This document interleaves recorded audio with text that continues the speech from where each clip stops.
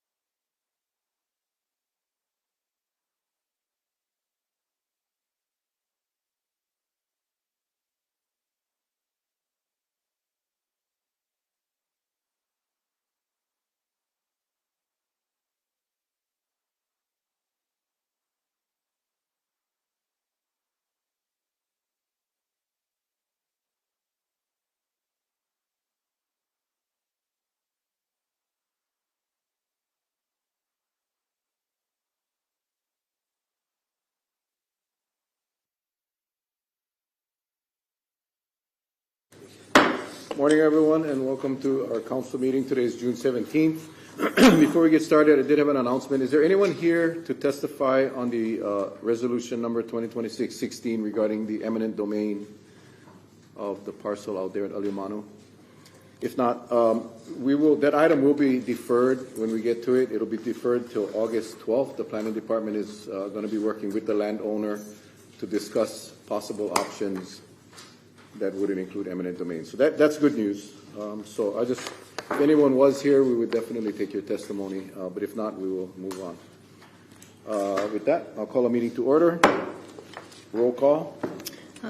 Councilmember Bulasan is absent. Councilmember Carvalho. Here. Councilmember Cowden. Here. Councilmember Holland. Present. Councilmember Kaneshiro. Present. Councilmember Kuali'i. Present. Council Chair Opozo. Here. 6 present. Can I get a motion to approve the agenda, please? So moved. Moved and seconded. Any discussion or public testimony? Seeing none, all in favor say aye. Aye. Motion carried. Next item, please. The next item are the minutes on page 2. The minutes of the following meetings of the Council: the May 14th, 2026 Special Council Meeting, the May 20th, 2026 Council Meeting, the May 20th, 2026 Public Hearing regarding Bill Number 2993, Bill Number 2994, Bill Number 2995, and Bill Number 2996, and the May 27, 2026 public hearing regarding C-026-118. Move to approve. Second. Moved and seconded. Any discussion or public testimony? Seeing none, all in favor say aye. Aye. Motion carried. Next item, please. Next item is an interview for the Police Commission for Patrick Higa for a term ending 12/31/28. Thank you. With that, I'll suspend the rules. Thank you, Ellen, for being here.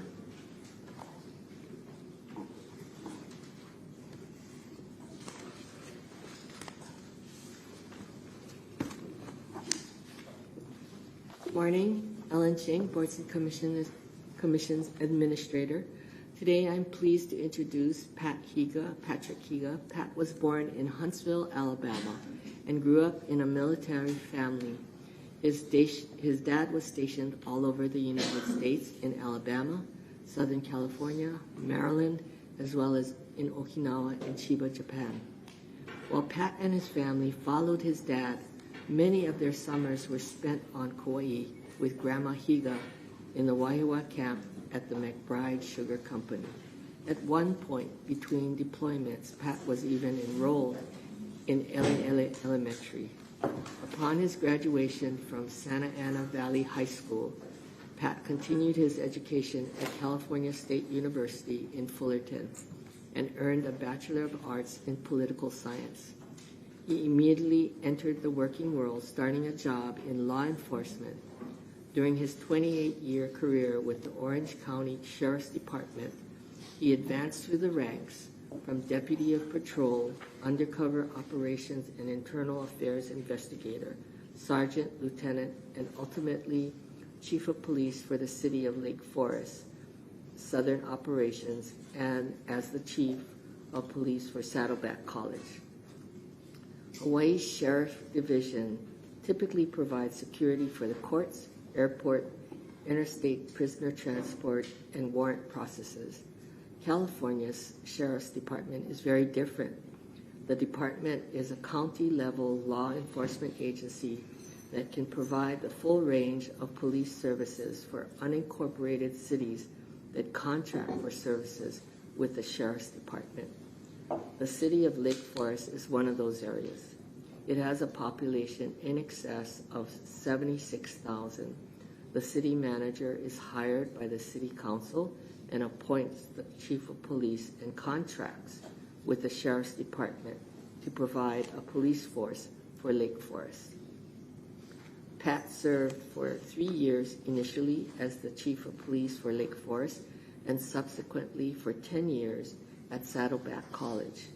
The dream was always to someday call Kauaʻi home, so upon his retirement in 2024, Pat was finally able to make that dream come true. Since then, he's enjoyed hanging out with his family and friends, working out, learning paddleboarding, stand-up paddleboarding, and playing the ukulele. He likes traveling to the mainland to visit his son and daughter and all the cousins, and he's looking forward to a family trip to Japan. Additionally, Pat serves on the board of directors for the Doyle Foundation, which is dedicated to promoting communities of productivity and prosperity with access to education and advancement nationwide. Last year, the Doyle Foundation was able to provide a grant through the Kauaʻi Police Activities Lead, KPAL, for organizational support and capital improvements. The Police Commission hires, fires, and evaluates the Chief of Police. The Commission also hears citizen complaints against any member of the police department. With all his technical knowledge and experience, Pat has a deep understanding of the challenges of being an officer and a chief. His perspective will be a welcome addition to the Commission, and I'm so grateful for his willingness to contribute his time and talent to the Police Commission. Thank you, Ellen. First of all, thank you for your service. Appreciate that. Thank you. Is there anything you would like to add to that amazing introduction? No, that's that was a mouthful. So I think that kind of sums everything up. Well, thank you. Any questions for Mr. Higa? Well, I'll probably try and make you say something anyway. What makes you willing to do this? And but thank you for being willing to do it. So have you been following any of our police commission actions or What inspires you to do this? Well, to be quite honest, this retirement has been quite challenging for me. It didn't turn out the way I thought it was. It turned out way better than I thought. And I really enjoyed being able to focus on things other than what I've been doing in my professional life for 38 years. But coming to Kauaʻi is very different. The sense of community is so big here. So I felt really selfish just enjoying my time. So I was looking to see what I could do to help. And really, with my career, it's been pretty much focused on law enforcement. Kauaʻi PD has an outstanding reputation. They do things very well. I just thought maybe if there was something I could do I was even thinking about volunteering. But when the opening presented itself for police commission, I thought maybe I might be able to help bring a different perspective to what's going on here from my experience and training. So that's why I decided I'd like to step up and see if I could help. Well, thank you. Anyone else? Ms. Holland? Yeah, thank you. I don't have a question. I just wanted to thank you for your life of service and also for your willingness to serve in this capacity. I think you sound extraordinarily fabulous for the job and very qualified. So thank you for being willing to do that and do more than just retire. Appreciate Thank you. Thank you very much. Anyone else? I guess I'll just ask, in many jurisdictions on the mainland, the police commissions have a lot of authority over the department on the day-to-day, and I'm not sure how much you know about how the commission runs here, but it's somewhat different than that. Like in the mainland, the commissioner is almost like the chief of police in many jurisdictions, and it's not like that here. The other thing here, and what I noticed from chiefs that come from the mainland, they have a lot more latitude and flexibility to do what they want in the department. In Kauaʻi, in Hawaii, the State of Hawaii Organization of Police Officers, SHOPO, the union that represents the police officers, their contract is quite intense and detailed as to the process. And I'm sure you know that, but I just wanted to offer a suggestion that you get to know that very well, and even possibly having discussions with the union personnel as well as the administration to make sure that transition is a good one. But I appreciate your knowledge, experience. 38 years, that's quite a dedication to the profession. Yeah, it went by pretty quick.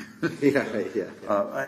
Absolutely, what you're saying is absolutely true, and I think every part of the community has a role, has a function.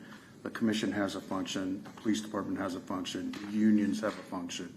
I think the difficult job of a chief is to try to get everybody on the same page, working towards the same mission, the same goal.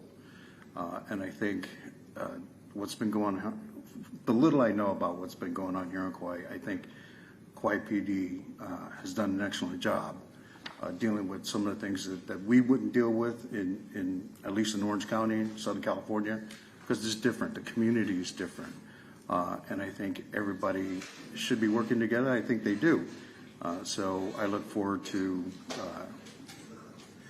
being part of that process and to know the role that everybody plays, and everybody stays in their role, and I think things work out best. But I think reaching out to various sides, I think, is important to hear all sides, to make a better judgment and to establish better goals going forward. So that's the way I've always approached my leadership style. So that's refreshing. Thank you. And it's a great opportunity because we do have a new chief. We have a really new direction. So you got my support. Thank you. Thank you. Anyone else? If not, thank you very much. Okay. Oh, I'm sorry. Just to follow up what Sir just said. I mean, appreciate your story. I mean, I like that how you decided you were kind of going through this decision-making process, and then here you are today. with an amazing background, and just appreciate you stepping up, and lots more to come. But I know that you have that background and experience working with the team. So just wanted to say that in addition to what was already said. So, mahalo. I'm very humbled and excited about this, so I thank you for the opportunity. Thank everybody here for this opportunity. Thank you. Yeah. And we will vote on this at the next council meeting. Thank you so much. Thank you, Alex. With that, can we have the next item, please? Chair, next item are items on the consent calendar for receipt, C2026-140 and C2026-141. Move to receive. Second. Moved and seconded. Any discussion or public testimony? Seeing none, all in favor say aye. Aye. Motion carried. Next item, please. Communications, C2026-142, communication from Council Chair Raposo requesting the presence of the county engineer to provide an update on the status of the relocation of the Wailua wastewater treatment plant. Move to receive. Second. Moved and seconded. Thank you very much. With that, I'll suspend the rules. This is the follow-up off of our last meetings. We requested quarterly updates. So with that, Mr. Tanigawa, the rules are suspended.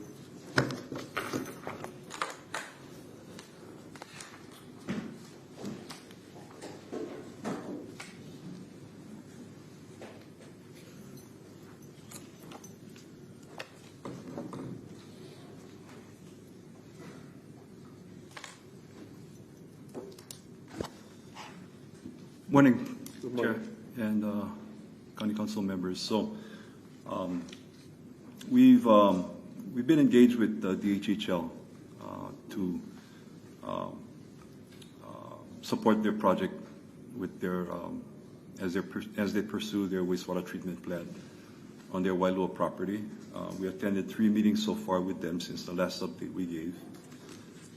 In addition to securing county support for the packaged wastewater treatment plant on their Wailua property, DHHL has also been working on gathering support from other entities such as Agribusiness Development Corporation for reuse of effluent and Hawaii State Department of Health, who are the regulators who eventually will permit this type of facility.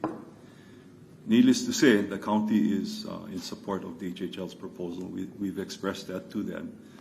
And they're in the process of securing other support from other entities who they considered are key stakeholders for their project. One of the entities is Agribusiness Development Corporation, who will be conducting future ag operations on the east side of Kauaʻi. They would be, their farmers would be the ones to reuse the effluent from their operation. The State Department of Health, they've been also involved in meetings with DHHL. Based on conversations that we've been party to, there's reason to be optimistic about proposals that DHHL has to reuse the effluent.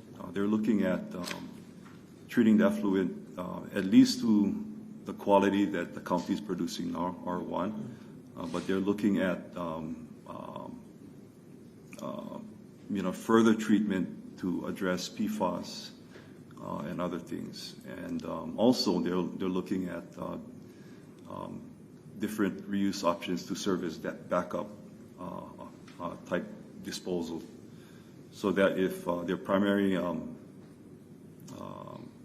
outlet to for the reuse of the effluent is not available because of, say, inclement weather, you won't be able to apply this as irrigation, effluent as irrigation. There are other options that they're looking at, such as below surface type disposal, either leach fields or injection wells, that type of thing. And the response from the regulators has been positive. They're looking at, right now the discussion has been just conceptual, basically. DHHL has to engage their consultant and perform the studies that are needed to support why their proposed solution for the effluent would work. So engineering studies are basically, part of that. Environmental studies, will probably also have to be conducted. But right now, the main focus is, what the regulators require for reuse of the effluent. And so, it's been positive. DHHL has the work cut out for them, and they're pretty excited at this opportunity. That's basically my update for DHHL, our involvement for DHHL, I should say, and I'll answer any questions you might have. So, am I hearing that DHHL is basically going to be the lead on the construction of this facility as well as managing the site and not the county? They're taking the lead role, at least for this initial stage. There was discussion about an MOA having to be executed, MOA with the county. They're looking for that early on. However, at this point, the MOA has been put down, put aside for now, and they're focusing on gaining support for the project, particularly from the regulators at the And then just a couple more questions real quick. You mentioned R1 to the standard that we currently have. We're not able to use that on leaf crops, right? Yeah, so edible agriculture is not one of the things that's typically allowed for R1 quality water. We have two facilities that produce R1. The other facilities, Ele and actually the Hui. Wailua, right? Ele and Wailua, produce R2 water for reuse. So R1 is limited, and that's why they're looking at further treatment so that. Right. I mean, because if they're going to be using that for agricultural crops, edible crops, then the standard would have to be raised, right? Yeah. And then my last question is, you mentioned some of the options or backups. You mentioned injection wells. Will the state allow us to use injection wells? That's something that they're not openly, considering for projects. I think they look at projects, especially new projects, to see what the highest and best use is available in the area that the project's being proposed. If there isn't any other alternative, I think there's a possibility that they would consider injection wells. Okay. Yeah, I was under the impression that we were no longer going to be allowed to have injection wells, but. Yeah, they're looking at other options before that. It's called. Yeah, how many million gallons a day? Is it a 1 million gallon a day, or what's the size of what's being proposed? So DHHL's initial proposal was 5.5 MGD facility. So what is it serving? Is that serving their new development that they're trying to do, or is it consuming some of what is coming from the east side that normally goes into Wailua at Lidgate? 100% DHL's new development. 100%, okay. So there's not a shared part on that. Yeah. So if the county were to partner and be part of that, eventually be part of that facility, we would have to add in 1.5 MGD. Okay, and so none of what there is this going to be basically, if you think about where our current plant is it basically just Mauka? How far south of Wailua River would this be?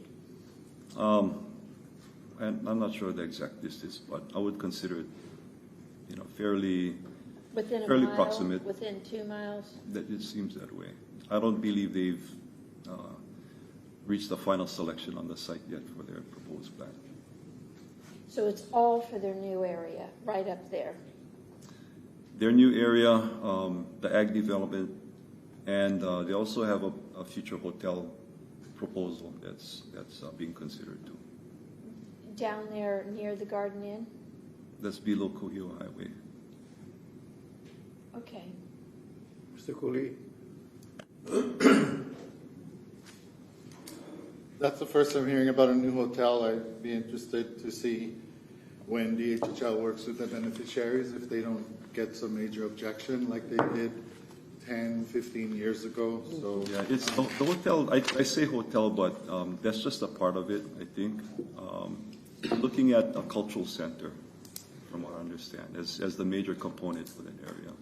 So, and you are just talking about Wailua, right? Because the HHL acquired 300 acres here behind Immaculate Conception School, Isenberg Park, and that's their big next residential development, not in Wailua.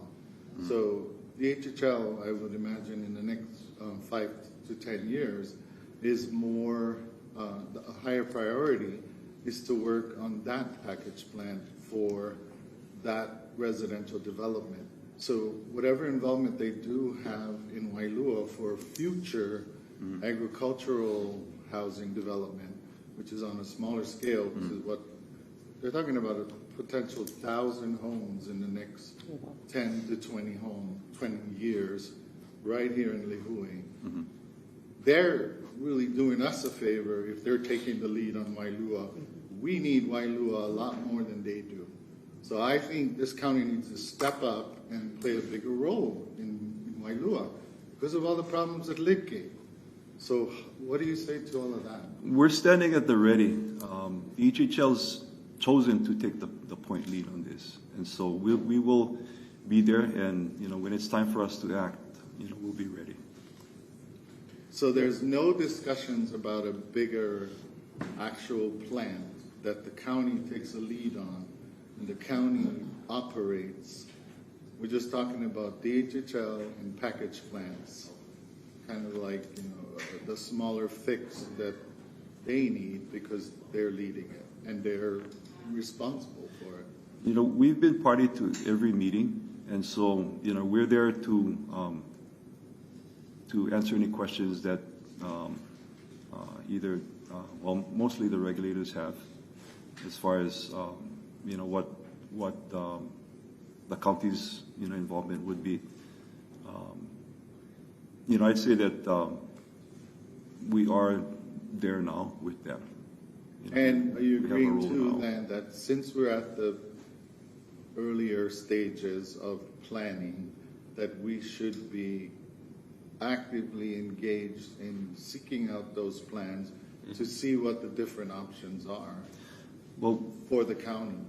To your point, Councilmember, we are sharing information with them, and we are, we've provided the studies that we have, and could help them along their way, with their the work that they have to do, and we'll be in discussions with them in the future, to see how, if their proposals to DOH go further, and we get more positive response from the regulators, then that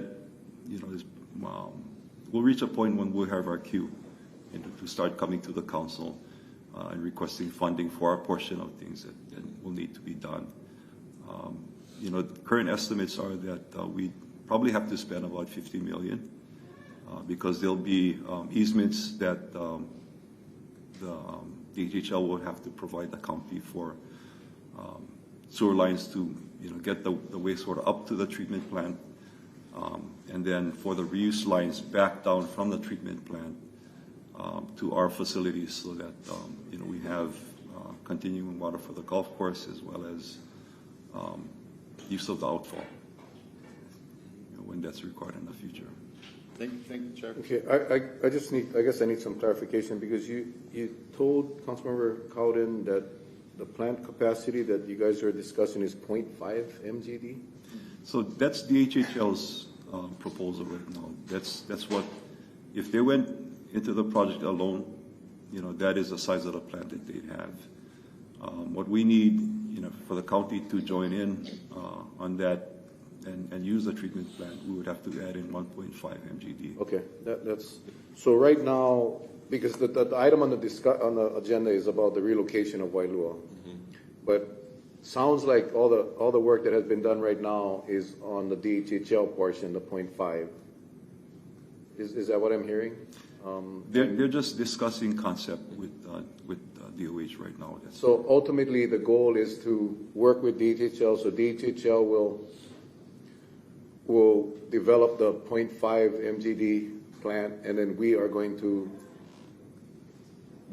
take care of the expansion to cover the additional 1.5. Is that what I'm hearing? Yes. And we're in the room with all of their meetings now, taking part, in this discussion now with the regulators, so they understand that that's the plan going forward. Okay, got it. Ms. Collins? And then the broader design, is this being considered, is for 2 million gallons a day? As they're looking at the footprint and the layout, our 1.5 piece of it is in the design, in the layout? Because it seems like we wouldn't want to just have a 0.5 when we're going to add, 1.5 right next to it. We want to know exactly where that's going to go.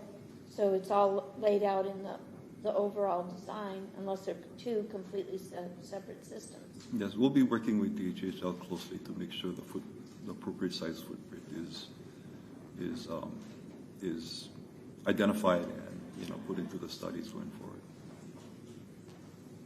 Mr. Kaneshiro? I don't know if I'm thinking like too much ahead, but does it muddy the waters that you have like one facility that's going to be like servicing two different entities, where like DHHL has their 500,000, county's going to have their 1.5. Is the county going to take over responsibility of the whole thing and collect fees, or are we going to just have our portion and they have their portion, and then there's like a shared portion of it? I'm just trying to think like in the future how confusing it might get, with this partnership. Yeah, good point, council members. So that'll be decided, in the future.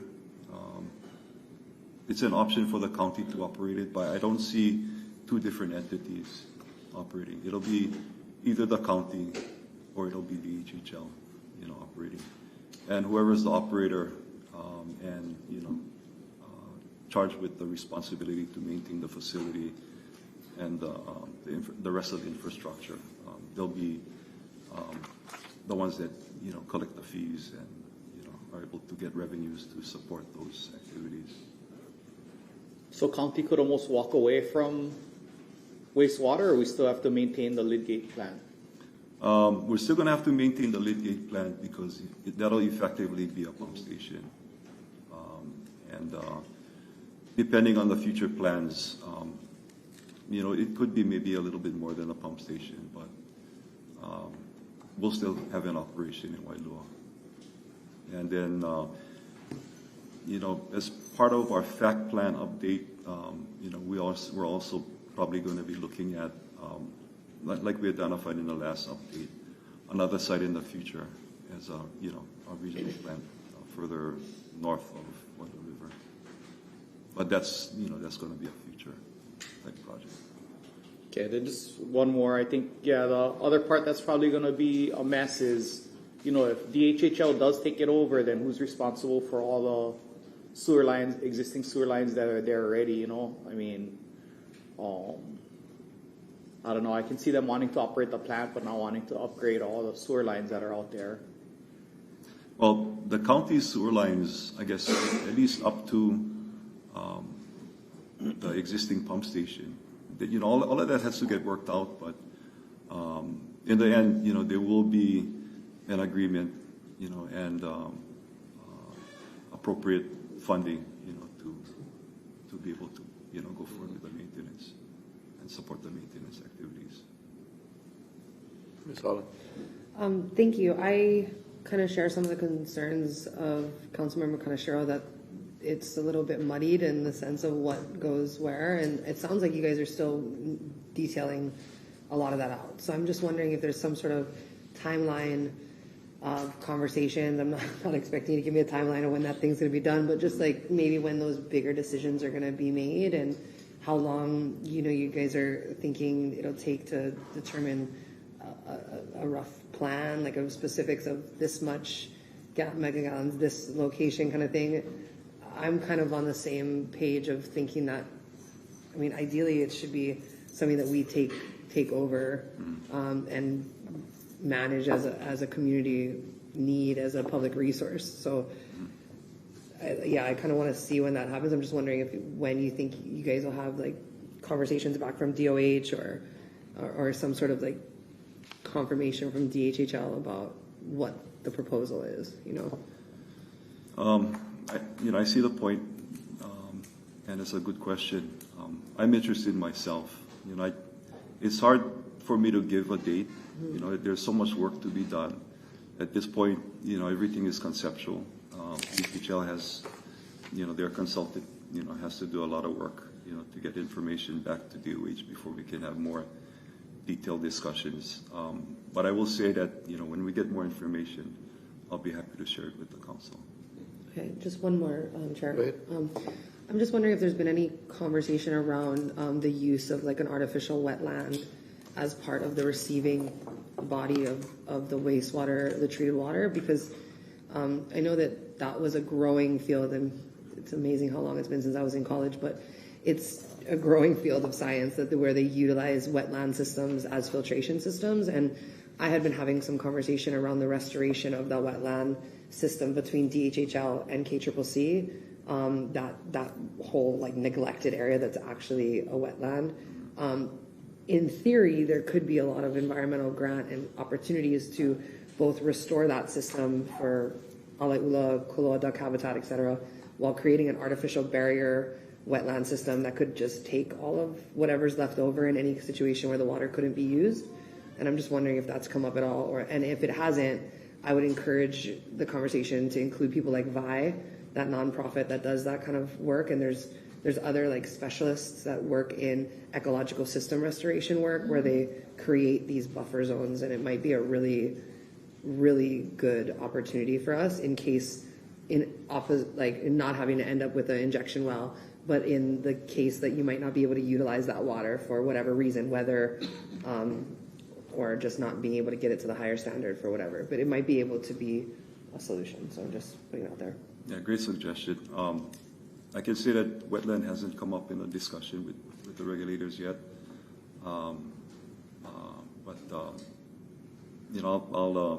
have conversations with DHHL and see where they would be on that type of. And if I can provide any information or help in any way, please let me know. Yeah, will do.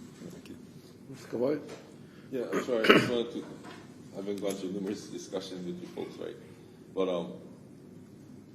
the biggest part was pulling everybody together, partnership of everybody working together, right? So I just want to clarify for everybody, all the team members right now that are at the table, just to clarify, and then go from there. Okay, so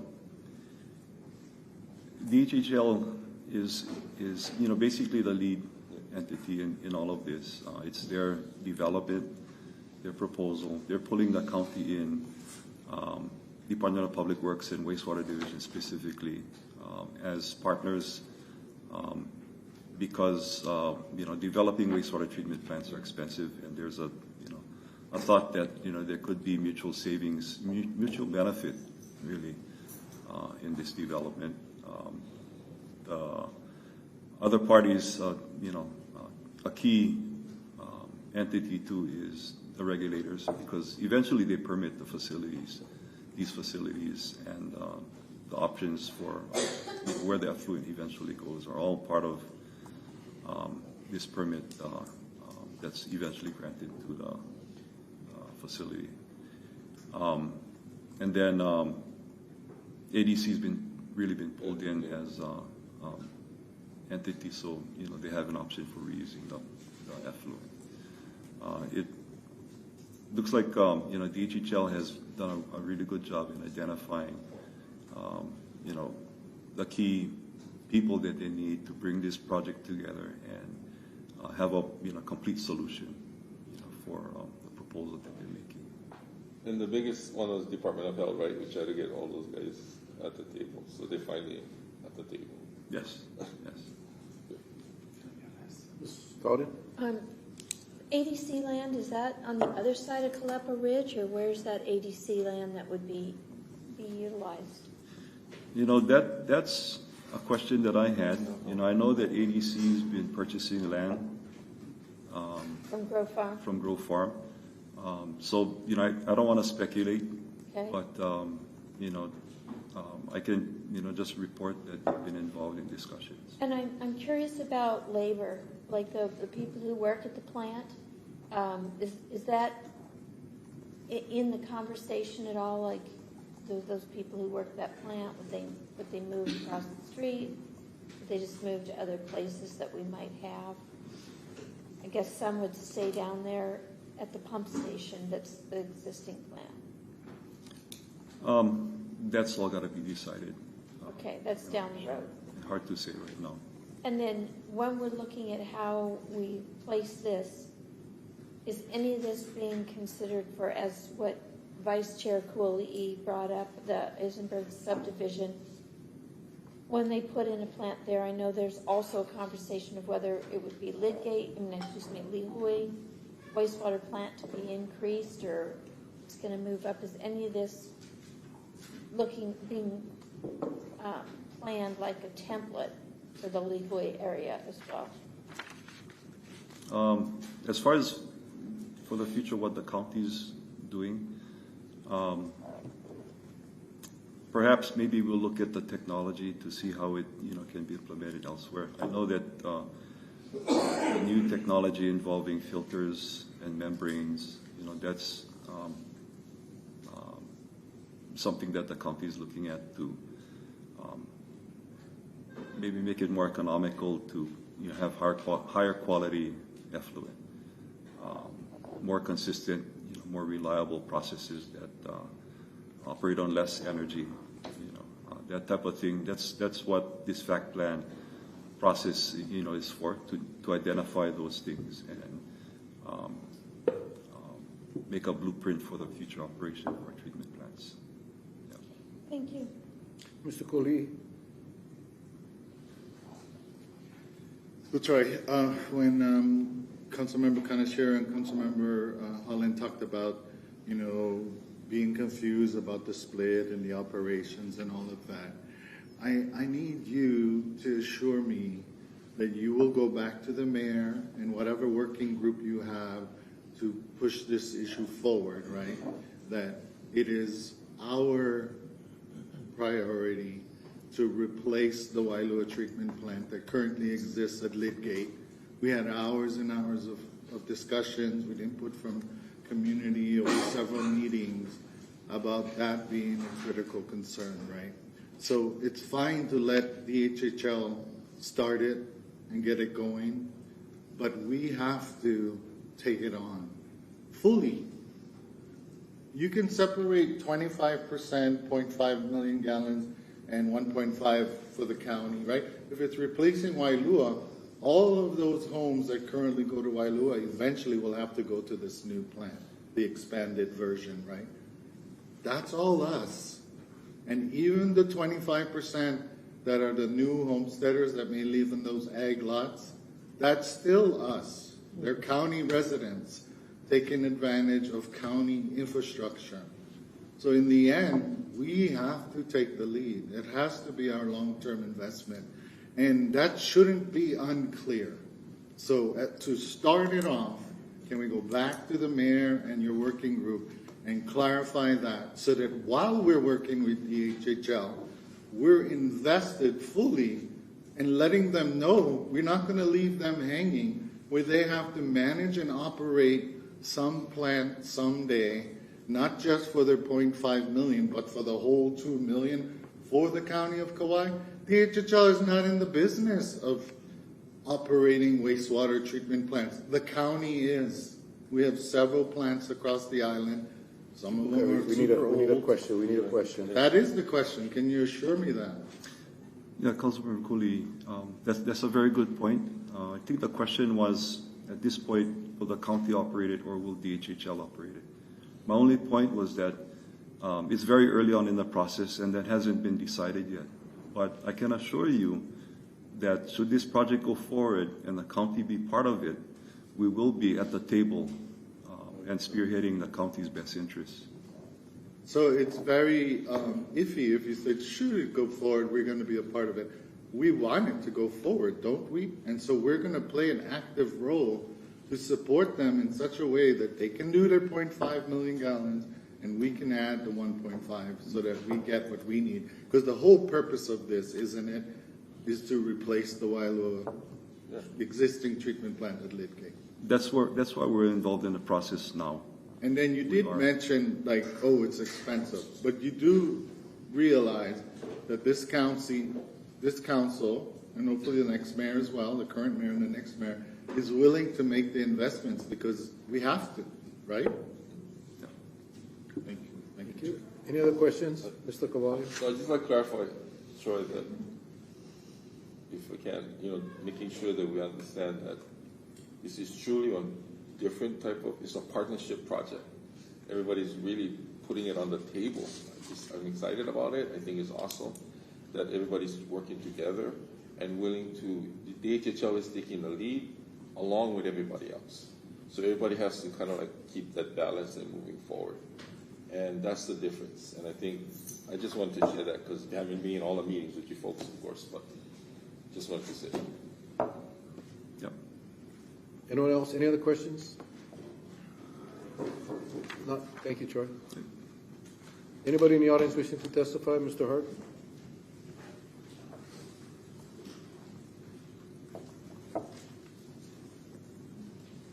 For the record, Bruce Hart. I want to thank Public Works and Troy. And as I spoke last time, yes, I'm for this partnership. And I hear all council members concerned about just what part the county's going to play and what part DHHL is going to play. But I also hear Troy saying that, and I'm in agreement, it's somewhat premature. I mean, this has just begun. But at the same time, I have the same concerns that all the council members have. I'd also like to have a better understanding of just what technology is going to be used or utilized in the construction. What kind of plant are we looking at? I know it's going to be new technology, but I'd like a better understanding of just what. For instance, I'd like to know whether, while we're building a plant, 2 million gallons a day, how difficult is it going to be if we need to increase that? If down the road we need to make it 2.5, and should we do that now, anticipating that there's going to be growth, or is it okay to wait? Because it's not going to get cheaper. And so things like that, I think all those things are going to become more clear as this project progresses. All right, thank you. Thank you. Anyone else wishing to testify?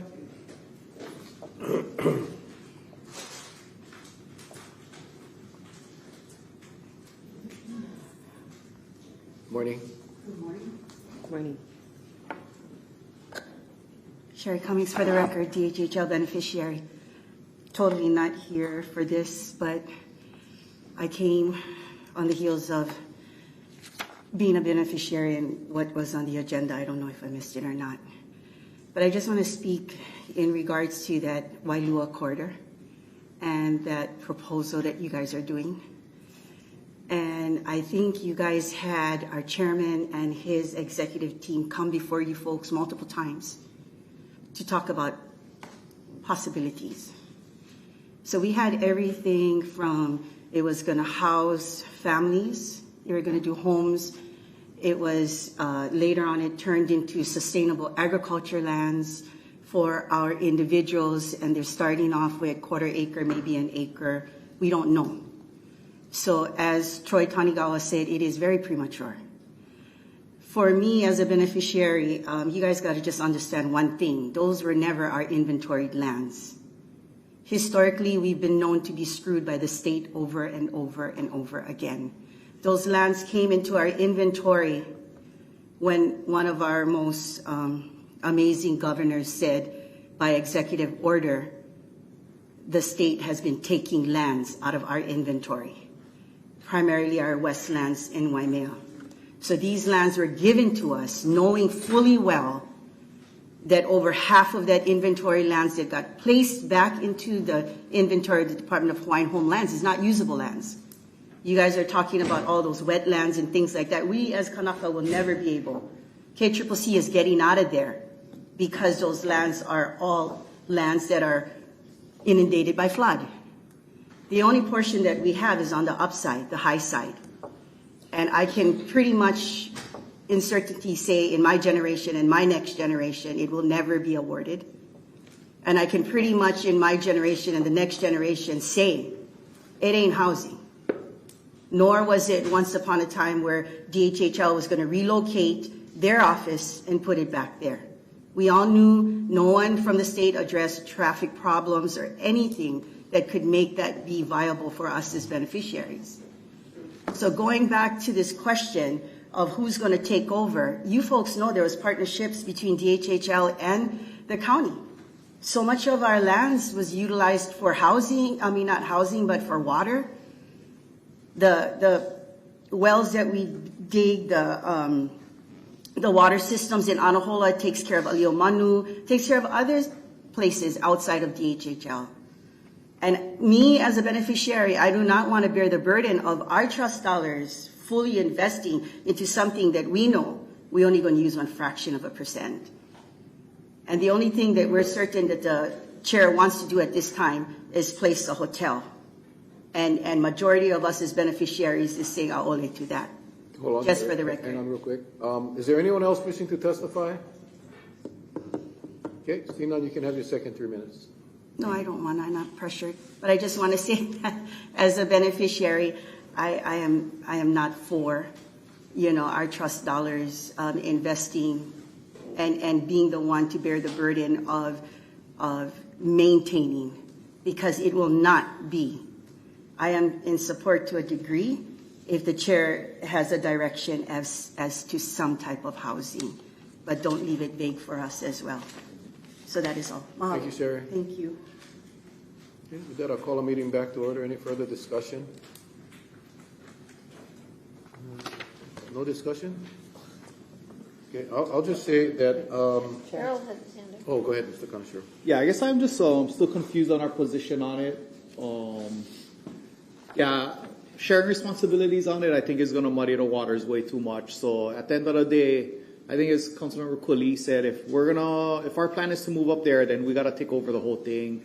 DHHL is going to be a partner as far as letting us utilize the land, but as far as transmission, getting sewer up there, cleaning it, it's all going to be our responsibility. And ultimately, we take care of the DHHL residents and we take care of county residents. But I don't see us being able to separate it where DHHL is then serving like our current customers. I think it'll be way too messy. I think we'll probably get into a conversation of who's going to maintain our transmission lines, from Wailua, and it'll probably be us, but we're not collecting any rent, we're not collecting any of the sewer fees, So at the end of the day, I'm pretty sure it has to be us leading the way. And so I guess that's just, if the option is to move up there and be there, then I think at the end of the day, we have to work with DHHL. They have to be able to allow us to use the land, and we're going to be the ones running the system. Second. Thank you. Ms. Bowden. I want to appreciate DHHL for their role in helping us build a solution and acknowledge that. Very much DHHL has been repeatedly solutions for the entire population. So I do want to acknowledge Ms. Cummings' comment that it really is important that if we're taking high ground, like a lot of that wouldn't be livable space. So I'm acknowledging that as well. And I want to thank our Public Works and County Engineer for coming in and giving us an update so that we stay a part of the conversation. So I appreciate that we're just in an early phase of this. And I'm thankful, Chair, if you're the one who called this to our attention. Thank you. Anyone else? Mr. Kuli. Yeah, I just did all the comments by Councilmember Kanashiro. The only thing I would say is, we have at least have to be clear on what our role is, and I do think ultimately we have to be the lead. And the long-term operator and entity responsible for maintenance and all the transition lines and all of that. I am okay with the HHL getting going because we're taking forever. We talked about it so long, and we'll probably still be conceptualizing and planning for another 5-10 years. So if the HHL can get going and get it started at least, and we just be involved with them to make sure it's expandable and it's everything we're going to need in the future, great that they get it going. But we need to be there with them every step of the way now, and then we need to plan for the 5, 10, whatever year plan to get it done. We have to get it done. I'm glad we have the quarterly updates. I also think it's important what Councilmember Holland shared about the artificial wetland, and I'm surprised that the HHL hasn't thought of that. You've told us that you haven't. I'd like to ask them to think about that too. You know, maybe they are looking at starting further Mauka, which I would imagine they would want to save those lands for the actual houses and be away from the flooding part. But I want to know that they were thinking of that too in this planning conceptual stage. The last thing is I think it's really important that the county and the HHL make sure we talk to the community Kauaʻi, the people that are restoring the heiau. I know the HHL has to be concerned about a buffer zone and protecting that and all, but let's make sure some of the people that are actually working on it, you know, the nonprofit folks, the Kauaʻi, are included right now up front in the conceptual plan. Thank you, Chair. Mr. Connoisseur. And yeah, just to add to us having the county be the ones in charge of it, I mean, if you look in the far future, if the county wanted to, you know, say expand the sewer line into like Wailua house lots or Wailua homesteads and get everybody off of cesspool and onto the sewer line, I don't see DHHL having any motivation to do that or service those type of residents. And so, yeah, just for that reason alone, it has to be us doing it because we're the ones that's going to want to have to do that type of expansion in the future. I just want a simple follow-up. I want to concur with the concept about the wetland restoration or even artificial wetland rather than an injection well. I think we really want to be moving away from injection wells. And I fully support what Vice Chair Kauaʻi said about bringing in the Kauaʻi and any of the beneficiaries that have some impact there. We need to include them and acknowledge their contribution to our community. Thank you. Yeah. And for me, I just appreciate the discussion and having gone to numerous meetings. And the HHL is a partner and working together. That's all it is. It's working together and seeing what role the county, you get your role, you got to do this, but we also need the HHL and everybody else, the state, the county, all working together. This is what, to me, I see. And I just wanted to share that again. Everybody has their concerns, and I totally have those concerns, but we've been addressing it every step of the way. It's working together. And I think that's the biggest part for me. And I'm hoping that you're going to see it's pretty much in the infancy stages, but moving forward. And so look forward to more opportunities or bring them to the table again, working with Chair, go. But there's so much opportunities there and going to benefit all. That's how I see it. So thank you. Anyone else? Okay, I'll just say, you know, we had a lengthy discussion a few months ago, and which triggered the quarterly updates. But I thought the council, and I could be wrong, but I thought the council made it very clear that we were going to move forward with the relocation of the Wailua plant, that we were going to do the county, not the HHL. I had expected a completely different update today. I had expected an update on the discussions of the amount of land that the HHL was going to provide us. I had expected an update on the discussion of how the cost sharing would happen. It's a very simple formula, right? We're looking at a 2 million gallon a day plant, half a million for DHHL and 1.5 for the county. You just do the math, right? What is the construction cost? We heard about $35-40 million. We pay 75%. They pay 25%. I never envisioned DHHL being the lead. I never did. I don't think that's proper. I don't think that. I agree with Mr. Conshiro and many others that this is a county project. I think Kipukai said it best. This is our kuleana, not DHHL's. Why would we want to be a customer versus the manager? Arrow's example of the Wailu house lots tying in is exactly that. The DHHL has no obligation, no legal obligation or duty to provide sewer services for non-Hawaiian or non-DHHL properties. They don't. We need to take the lead. Kipukai said it best. We need to start. We need to acquire the land. We need to make sure that we are working towards relocating the Wailua plant. That was what the whole discussion was about the last time when we had the HHL here. And I thought we had a commitment from the administration that we were going to work towards that.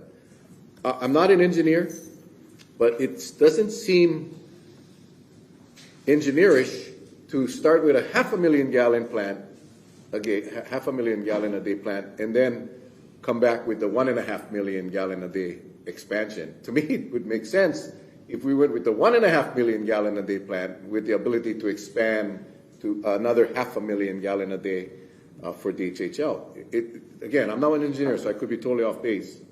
I'm very concerned about the discussion on injection wells because, like Bernard has said, we have been working on this for a long time and have met with numerous agencies. And I am under the impression that we are not going to be allowed to use injection wells. What I got from the Department of Health, and you know, Troy said that may not be accurate because in some circumstances they may give the permission. My position is we don't want injection wells. We don't. So we need to stay away from the injection wells. So we need to be exploring the technologies that allow us to treat our sewage without damaging our environment. And there are the technologies available today. So, you know, we'll call for another update. I think Troy has heard from each and every one of us. I think we share all the same concerns, but I think the takeaway for today is and again, council members, if I am speaking out of line, let me know, but I think it is the request of this council to pursue the relocation and to take the lead and to become the manager of the facility and not a customer. So if anyone disagrees with that, you know, please say. But that was the direction I thought we were going, and that is the direction I hope that we will have an update on in 3 months. So with that, thank you. The motion is to receive. All in favor, say aye. Aye. Motion carried. Next item, please. Next item is C2026-143, communication from the Director of Economic Development requesting council approval of the indemnification and attorney fees clauses in the EV Connect subscription services agreement to use the EV Connect billing application, allowing the county to charge the customer a fee for the use of future deployed county-owned electric vehicle charging stations. Move to approve. Second. Okay. Moved and seconded. I have a simple question. Okay. With that, I'll suspend the rules.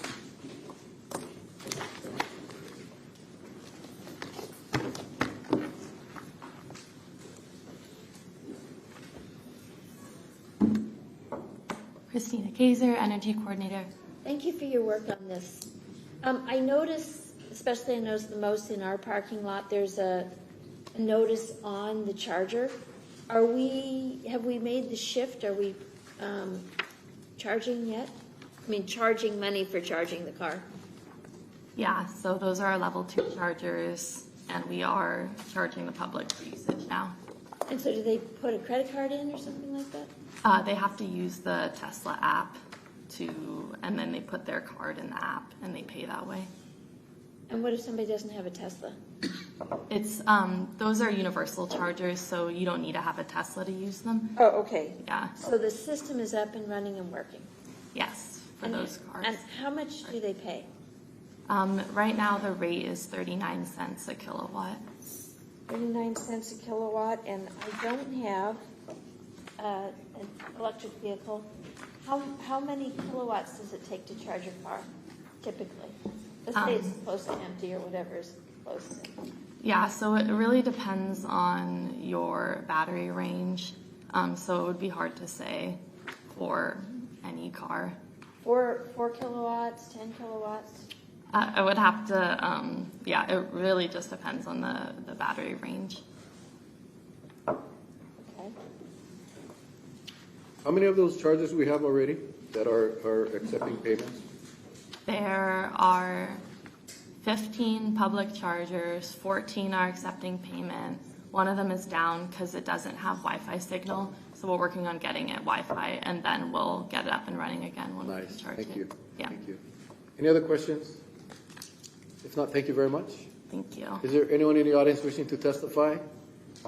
Seeing none, I'll call the meeting back to order. Any further discussion? I'm just looking really quick of how much kilowatts is typical in an EV charge. I just wonder. Well, this is just indemnification agreement, right. so it's not about the operation of the thing. right. So, I'm just happy that we're doing that. Yeah, me too. It says 7 watts to 350 kilowatts. It's a big range. And we'll send something over to staff if we can just get I'm just curious at how much we pay per kilowatt and how much, if we're breaking even, and just curious if we can see what the revenues are. Thank you for that, because that was what my question was. Basically, I wanted just to know if we have sort of a break-even level. Thank you. The motion is to approve. All in favor, say aye. Aye. Motion carried. Next item, please. Next item is on page 3, C2026-144. Communication from Darren Rose, Assistant Chief of Police, requesting council approval of indemnification and unspecified future obligation sections contained in the text stream terms of use to procure and maintain access to the Toyota Motor Sales USA Incorporated Technical Information System, including text stream diagnostic software and related technical resources utilized by the Kauaʻi Police Department for lawful criminal investigations and forensic examination of vehicle systems and electronic data. Move to approve. Okay. Moved and seconded. Any discussion or public testimony? Seeing none. All in favor, say aye. Aye. Motion carried. Next item, please. C2026-145, communication from the Executive on Aging requesting council approval of the following. 1, to waive pre-approval requirement for the application for monies from the federal or state government in accordance with Section 6-12.2C, Kauaʻi County Code 1987 as amended, because the receipt of the funds would have been jeopardized if the cost reimbursable subaward document was not signed by May 29, 2026. And 2, to receive and expend federal funds in the amount of $42,022 for the cost reimbursable subaward for the National Council on Aging via the University of Hawaii to support a fall prevention project focused on improving health, safety, and well-being of older adults. Move to approve. Second. Thank you. Any discussion or public testimony? Seeing none. All in favor, say aye. Aye. Motion carried. Next item, please. C2026-146, communication from the Housing Director requesting council approval to receive and expend additional State of Hawaii Ohana Zone funds in the amount of $1,511,616. Total amount of funds, including the previous approved contract, is $3,511,616 to continue state operational support for county supportive housing projects for homeless families for fiscal year 2027. Move to approve. Second. Okay. With that, I'll suspend the rules, Adam.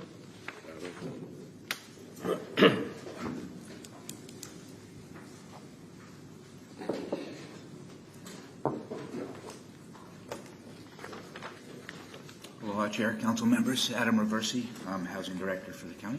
Ms. Snowden? Can you just give us a simple explanation of where these funds go? Is this our transitional housing, or is this servicing people that are still in the wild? So these funds fund the operations and property management costs of our homeless supportive housing projects. So that includes our existing Kauaʻi project by the Department of Water and the existing Lima Ola supportive housing project in LA. And we'll also cover the expansion here in Lihue of Phase 2 of Kauaʻi, which we hope to be, we're a little behind, but we hope to be opening in July. So that will cover the next fiscal year operation property management. So that includes everything from landscaping, to case management services that are provided for the residents at those facilities. Okay, so the state's basically paying for it. Correct. We have paid to build it, and the state is funding ongoing operations, which is the residents do also pay rents, which go towards supporting the projects, but the rents don't cover the full cost of operations, so the state funding covers the gap. It also does, in this new round of funding, there's some additional funds also that will cover ongoing training of our case management staff, some travel reimbursement costs. So there's a few smaller line items in there to help boost and improve the program. All right, and the county then doesn't have to match that. The state's basically covering it. Correct. But it is worth noting that the county has covered the costs of building these projects, and some of them in their entirety. So that's in the millions of dollars that the county has participated as a partner with the state in this program. Okay, well, it's good that they're keeping it going. And then just my last question, I know that we've had really pretty good transition beyond Kauaʻi into permanent housing. Is that process continuing well, and are any people sort of stuck where they can't qualify for the next phase of permanent housing? I can't give you exact statistics right now. I'd have to look at our most recently quarter report, but broadly speaking, if you look at other types of homeless solutions, our supportive housing projects have an excellent record of being able to move people from these supportive housing projects into permanent housing. And then the people who are moving into these permanent housing opportunities, broadly speaking, are staying there. They're not reverting back to homelessness in a short period of time. They're, as we've discussed before, I think our goal is to transition people out of these projects within 2 years. Sometimes that happens in 4 months. There are examples of people who have been there beyond 2 years, and it's a little bit of a struggle to place them and move them on. But I think all in all, with some exceptions, we've done a pretty good job of moving people through this system in a productive way that gets them to a better position in their life so they can move on and stay stable. Thank you. Thank you. Mr. Conshiro? Hey, Adam, would you be able to expand on the tenant case management, like what those services include? Sure. Well, it's intended to be customized for each resident, depending on what the level of their needs are. And it's all specified in the DHS contract that provides this funding. So it's a range of things from financial counseling, connecting the individual to all available assistance programs, being sure that they're signed up for health insurance, for food stamps, any types of assistance that we can connect them to. Simple things like helping them get social security cards and birth certificates so that they can properly qualify for other programs. For people where it's appropriate, they're referred to substance abuse counseling. We've helped people with further getting GED certifications and so forth, and continuing education, connecting people with programs at KCC, mental health resources through the state. So it's a very wide range of options that really we try to tailor it to the individuals, and so a little bit like the family self-sufficiency program that we operate within the Section 8 program. We try to work with the resident themselves to set goals, life goals for them to get them to the point they need to be. And we've done things also as simple as cooking classes to help parents understand better ways to make healthy meals for your kids. That is handled by the county, or that's contracted out to another provider? So we have done both. So right now, and we're hoping that this is temporary, our Limaola project is operated by a nonprofit partner. Our Kauaʻi project at present is operated by housing agency staff. But as we get ready to open phase 2, it is our intention to do a request for proposals to try to find a nonprofit partner who can take over from the county staff that is currently providing case management. It's important to note that in both cases, at Limaola, where we have a nonprofit partner, and here, all of the case management is not necessarily done by the on-site nonprofit at Limaola or our staff. A lot of that involves connecting them to additional community resources. So it's not the housing staff that is actually providing substance abuse counseling, for example. We're connecting them with another organization who can provide those services and helping monitor that they're actually participating and they're going to their meetings and doing what they need to do. Okay, thanks. Let's go. I've seen, particularly at the state level, that there is some inquiry into how social service funding is being used in the state. Are we in good standing? We are in good standing with the state. We're not under investigation for anything. I was reading in the news, that there's a lot of social services investigation happening. How are we doing? I'm not aware of any specific concerns with our program, but there is a statewide audit in process that specifically relates to no-bid contracts that were issued under various emergency proclamations, either the Homeless Emergency Proclamation or the Housing Emergency Proclamation. And that's been going, those types of emergency procurements have been, permitted under a series of emergency proclamations going all the way back to 2019.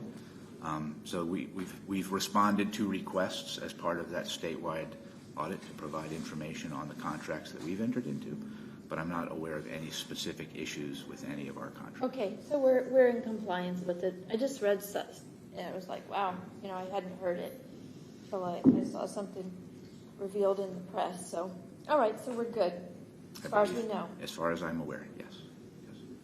Any other questions for Adam? If not, thank you, Adam. Anybody in the audience wishing to testify? Seeing none, the motion is to approve. I'm sorry. The suspended rules. Sherry Cummings for the record. Regarding homelessness and regarding programs that help homelessness, I am an advocate for Marshallese. I've been a participant with the county, with the state, the liaison for the governor, and probably the biggest nonprofit that operates in Oahu. We've been having a few meetings. I was asked by someone within the county. A huge population of my employment comes from that sector. Last we spoke, the county hired, I believe, one person to address the issue because the biggest thing is communication. Their values is very different.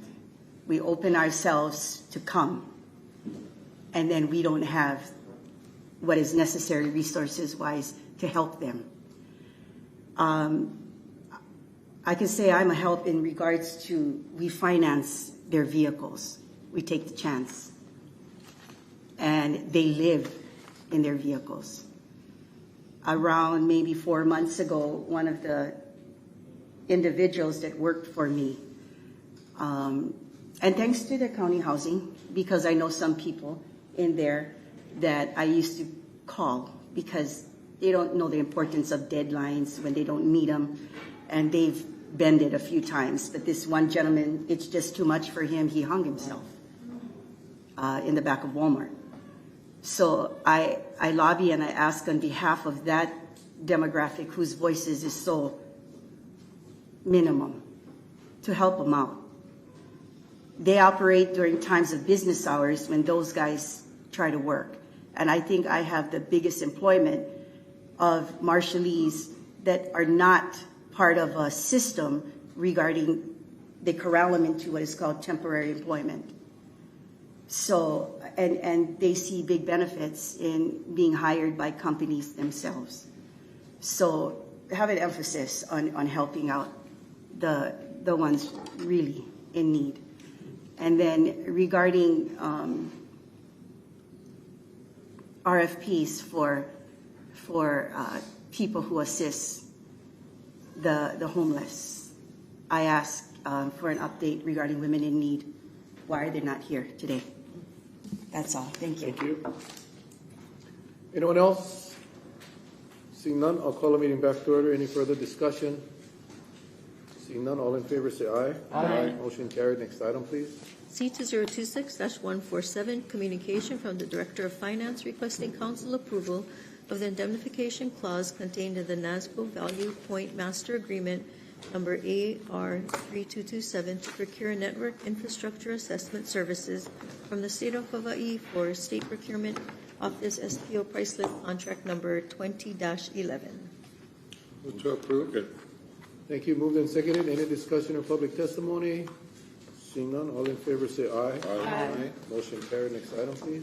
On page 4, C2026-148, communication from Darren D. Rose, Assistant Chief of Police, requesting council approval to receive and expend fiscal year 2025 Stop Violence Against Women Formula Grant Program funds in the amount of $50,400 via the State of Hawaii Department of the Attorney General Project Award number 15 JOVW-25-GG-00025-STOP to support the Sexual Assault Nurse Examiners Program related to training and equipment needs for the effective period June 1st, 2026 to May 31st, 2027. Move to approve. Second. Moved and seconded. Any discussion or public testimony? Seeing none, all in favor say aye. Aye. Motion carried. Next item, please. C2026-149, communication from the County Engineer requesting council approval of the terms, including indemnification contained in the Bluebeam Terms of Use for use of Bluebeam review software to review construction plans during the design phase of county projects and county-regulated private projects, to mark up plans for project changes during the construction phase of projects and for several other purposes. Move to approve. Second. Moved and seconded. Any discussion or public testimony? I have a question, Chair. Thank you. With that, I'll suspend the rules. Do we have someone here from Public Works?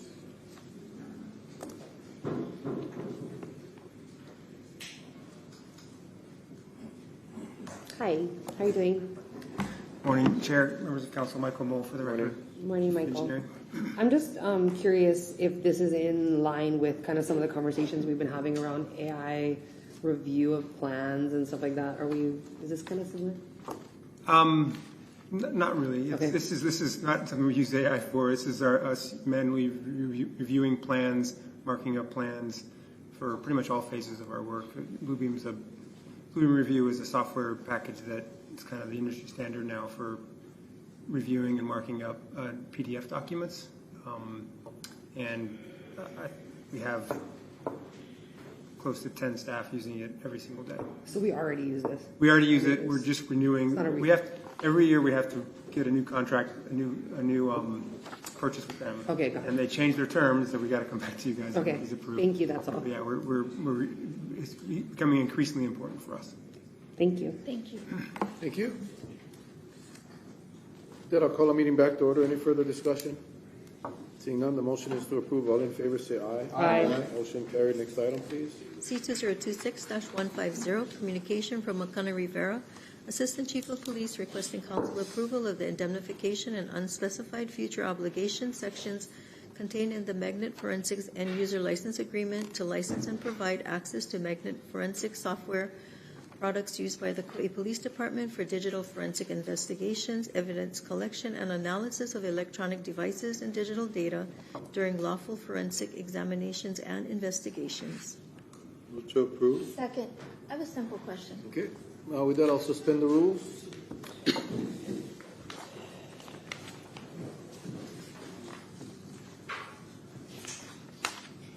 Hi, good morning, everybody. Captain Stacey Pereira from Support Services Bureau, and with me I have Christian Vlatin. He's with our crime scene unit and lab unit. Excuse me. Thank you. So is this a renewed contract? We're already using this? Go ahead. Yes, this is software that we've been using for quite a while. Okay, and can you just tell me one more time when we're talking about forensics, that can be anything from a deceased person to looking at equipment, or what? Can you just quickly tell us what it does? This is a software platform that we use primarily to investigate and copy digital electronic equipment, so cell phones, computers, and things along those lines. It allows us to make copies and provide those to investigators so they can search through without damaging the original data. Okay. That would be my question. And I don't know if you guys need to go back because I'm going to have a very similar question on the next. Oh, and one thing always makes me uncomfortable, unspecified future obligations. I think I've asked this before. What does that mean? We're indemnifying unspecified future obligations. Do you know what that means? I do not. Okay. That is, from the last time that we had brought up, it's just standard indemnification language to cover the future unknowns. Okay. It It's just seems kind like, of like, wow, you know, this is pretty open-ended. It is. It's really uncomfortable for me to see that. In the years past, we didn't have language like that in contracts because that's so open-ended, it's uncomfortable. It's the catch-all. Yeah. It's just a catch-all. But, you know, we would rely on our legal team to aggressively defend any claims against the county. Okay. So that's my question for this. Yeah. Okay. Any more? If not, thank you very much. But I'm probably going to ask them a question on the next one. They're going to be right back up, I think. Are you? Well, is there anyone in the audience wishing to testify? If not, I'll call a meeting back to order. The motion is to approve. All in favor, say aye. Aye. Motion carried. Next item, please. C2026-151, communication from Makana Rivera, Assistant Chief of Police, requesting council approval of the indemnification and unspecified future obligation sections contained in the Celebrite end-user license agreement to procure and maintain specialized digital forensic software, cloud-based forensic analysis platforms, and related services utilized by the Kauaʻi Police Department for lawful criminal investigations, digital evidence extraction, preservation, analysis, and evidentiary processing. Move to approve. Second. Moved and seconded. Any discussion or public testimony? I have a question. I will suspend the rules. So what does this do that's different from the last one? It has a very similar purpose. It's just the different types of software used for different types of electronics. So whereas one would be used more suited for cellular phones, the other would be more suited for, say, desktops or laptops or things along those lines. Okay, and then just because we have a certain segment of our population that's concerned about AI consuming data, when we get this information, we don't somehow give it back to the company that has it. It's not up for sale, or it's just this single purpose, and it just saves us a lot of time, and it's much more effective. That is correct. All the data are kept by the police department and are not released to anybody else. And this helps our prosecution. I believe so, yes, very much so. Okay, thank you. That was my question. Any other questions? No, thank you. Thank you.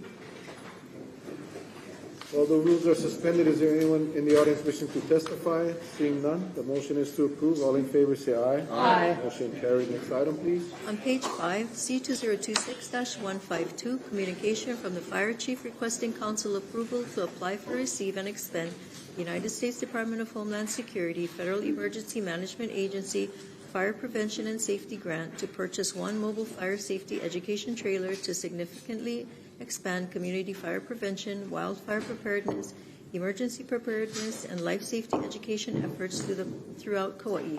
The total budget for this project is $575,000, of which the FEMA FP&S grant would cover $517,500, and the county would be responsible for the remaining $57,500 in a 90%, 10% cost share based on total FEMA contributions. Move to approve.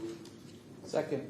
Any discussion or public testimony? I would like to bring You have a question? Chief up for, there's a series of questions, Okay. series of things, so. With that, I'll suspend the rules.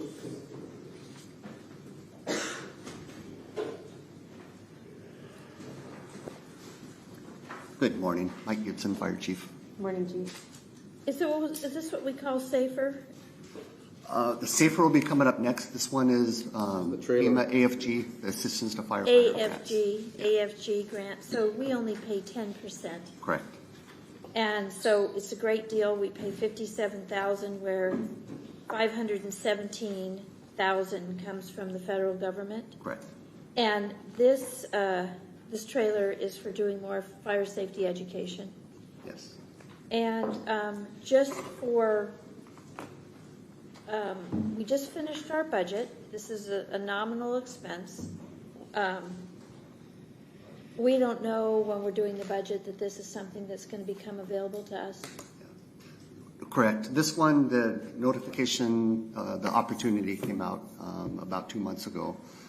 This one meets our needs under the fire prevention and safety. That 57,000 county match could come out of one of our fire prevention permit fund accounts. Okay, so this isn't extra funding that you're asking for, it's already sitting in? Correct. We would be able to budget for that within our department. Okay, that was my question. Thank you. With that, thank you, Chief. Thank you. Anybody in the audience wishing to testify? Close.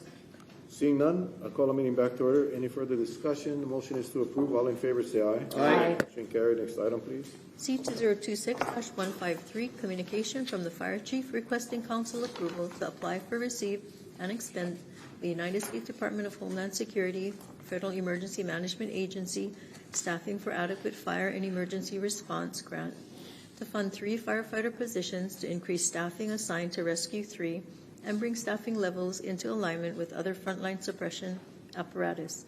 The total estimated cost for this 3-year project is $1,211,843, of which FEMA would cover $866,773, and the county would be responsible for the remaining $345,070. Move to approve. Second. Thank you. With that, I'll suspend the rules. Can you first just explain, this looks like 3 new positions. Is that right? Correct. And so to Rescue 3, so that is Lihue. Correct. So can you just tell us those new positions? Yes. Yeah. So this one is the safer, the staffing for adequate firefighter emergency response. This one is intended to have us arrive with an adequate number of firefighters on an incident. Our staffing across all of our engines is 5 per day. We work our 24-hour shifts, 3 shifts, so 5, 5, 5. And with that model, it compensates for somebody being on sick leave or vacation, so at least we have 4. Okay. Rescue 3, when it was set up 4-4-4. So if somebody's on vacation or sick, we would drop down to 3 a lot of days. This would bring us up to 5, 5, 5 per shift. So when somebody's sick or vacation, at least we'll have 4 people in the rescue, and it'll match the staffing of our other response units. Just because it's titled a rescue, when they respond to a structure fire and these other incidents, having a team of 4 is much safer than a team of 3. So this is a 75% funding grant from the federal government for 3 years. This one is set up a little differently this year. It is 75-25 the first 2 years. Okay. The 3rd year moves to 65-35, and then year 4 and beyond, we would own the position outright. So this $345,000, is that spread out over 3 years?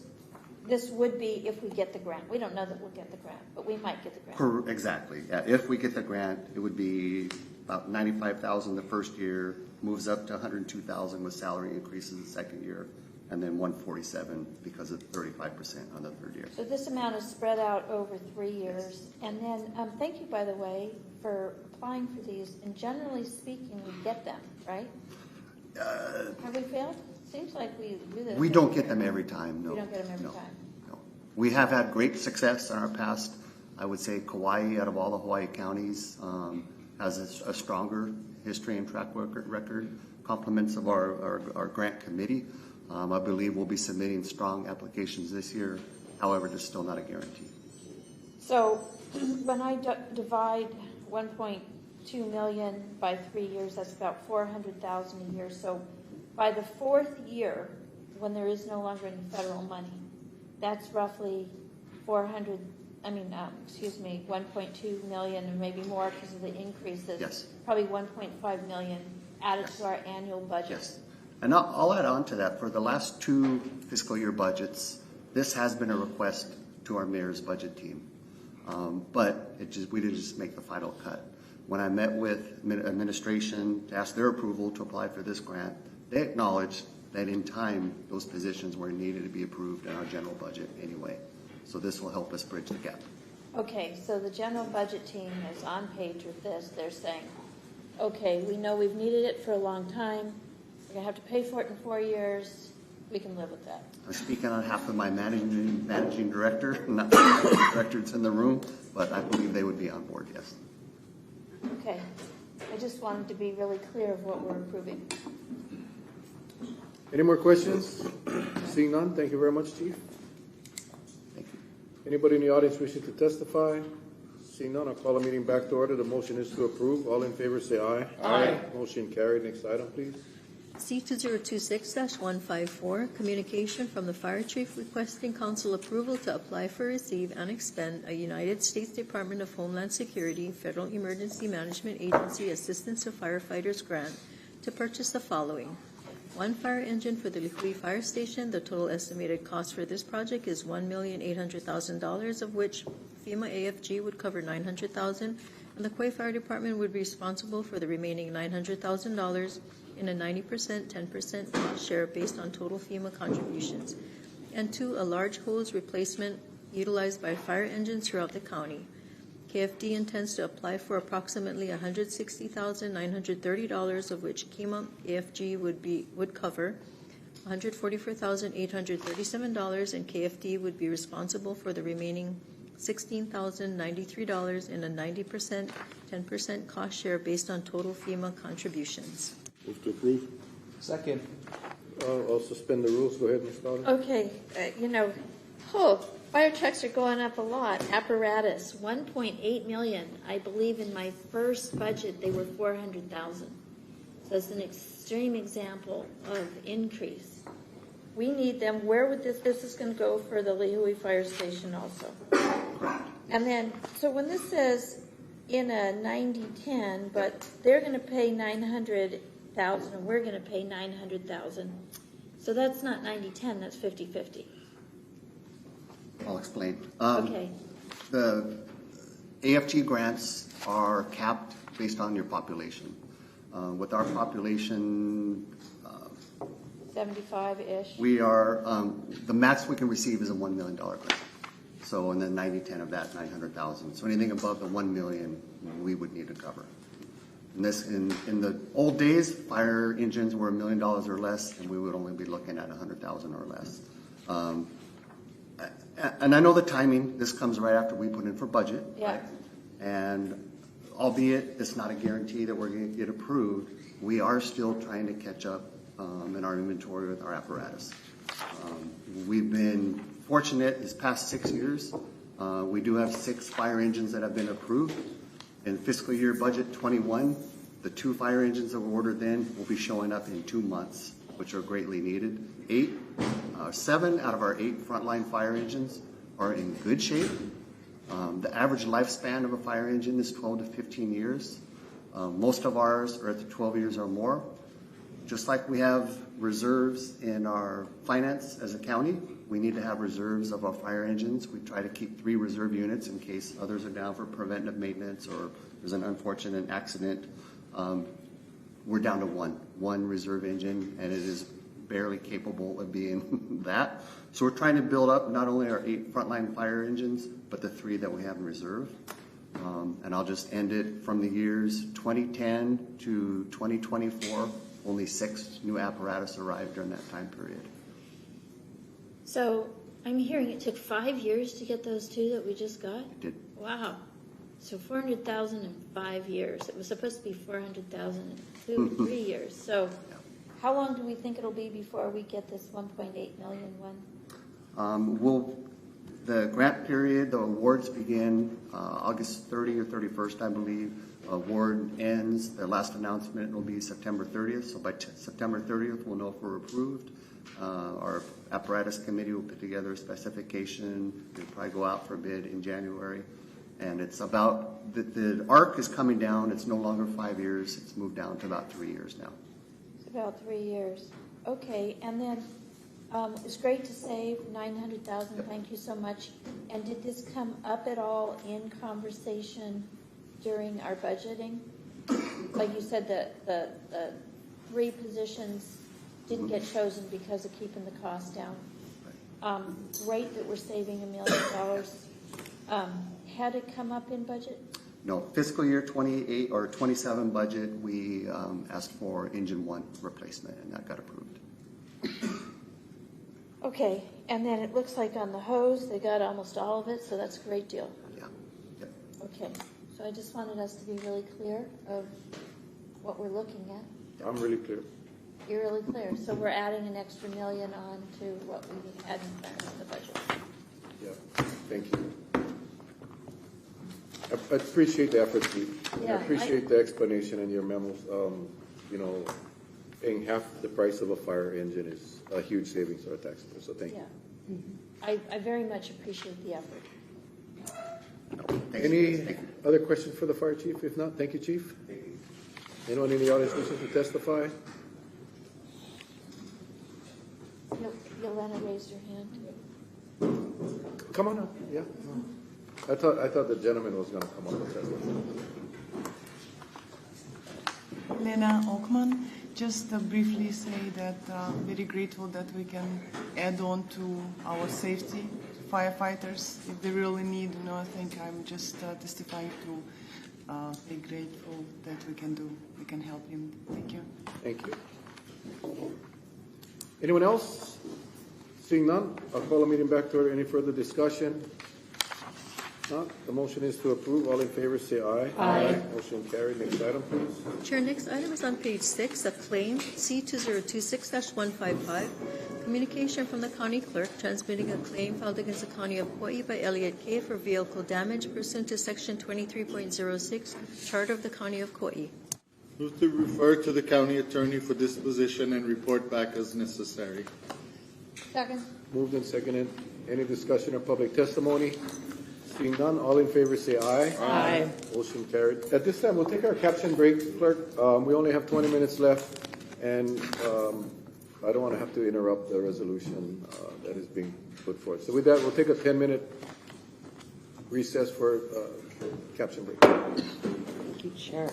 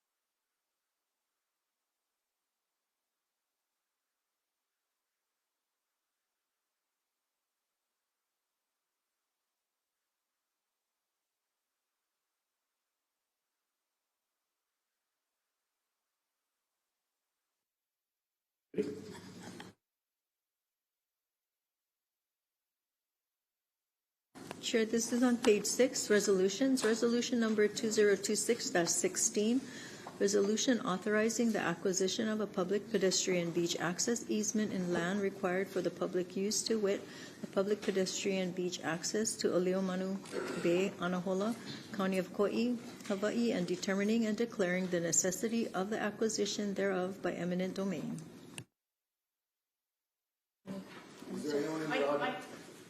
Anyone in the audience here wishing to testify on this resolution? It's going to be deferred until August 12th.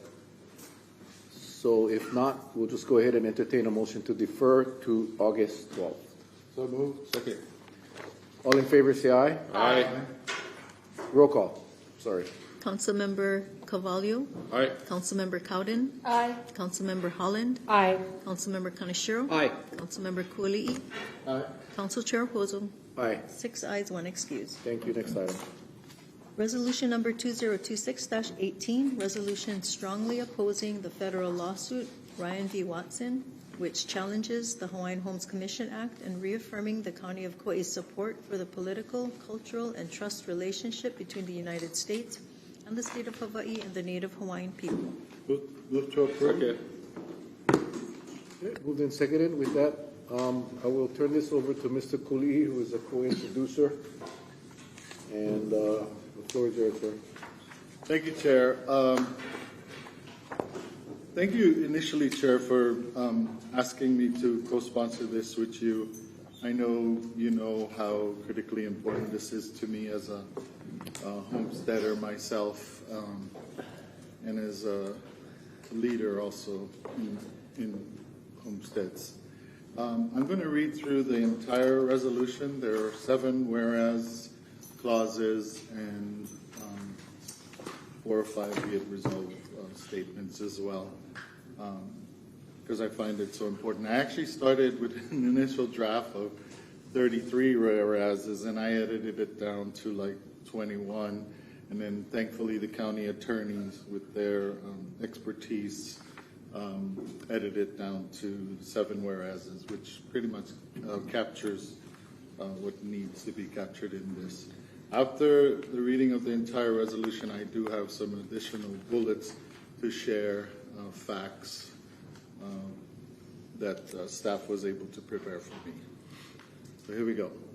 Whereas the Hawaiian Homes Commission Act of 1920, enacted by the United States Congress and signed into law in 1921, established approximately 200,000 acres of government and crown lands of the Hawaiian Kingdom, which were confiscated by the Republic of Hawaii and transferred to the United States to be held in trust for homesteading by Native Hawaiian beneficiaries. And whereas Congress enacted the Hawaiian Homes Commission Act after extensive finding that Native Hawaiians had suffered severe declines in population, land ownership, economic opportunity, and social well-being, and determined that returning Native Hawaiians to the land was a matter of national concern. And whereas Congress expressly defined Native Hawaiian within the Hawaiian Homes Commission Act and established eligibility standards for homestead leases as part of a federal trust obligation intended to address historic dispossession and the loss of land suffered by the Native Hawaiian people.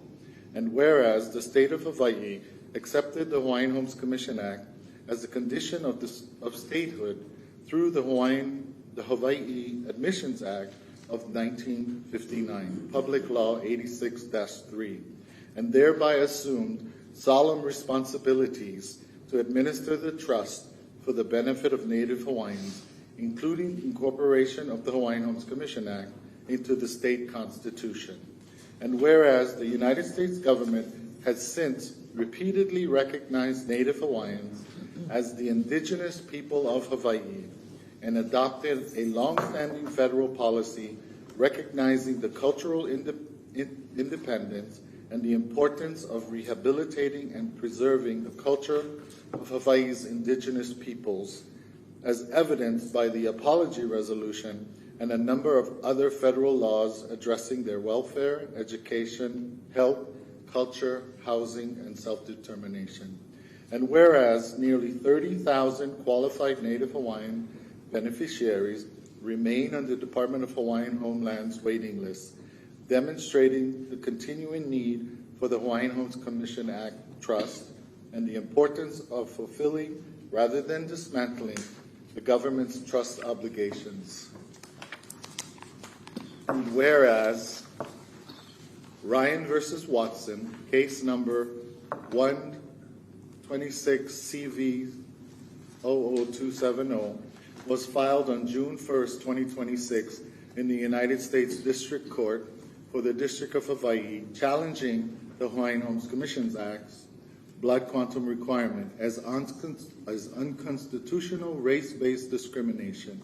Now, therefore, be it resolved by the Council of the County of Kauaʻi, State of Hawaii, that the Council declares its strong support for the continued preservation, protection, and fulfillment of the Hawaiian Homes Commission Act, and be it further resolved that the Kauai County Council declares its strong support for the continued recognition of Native Hawaiians as indigenous people possessing a unique political, cultural, historical, and trust relationship with the United States and the state of Hawaii.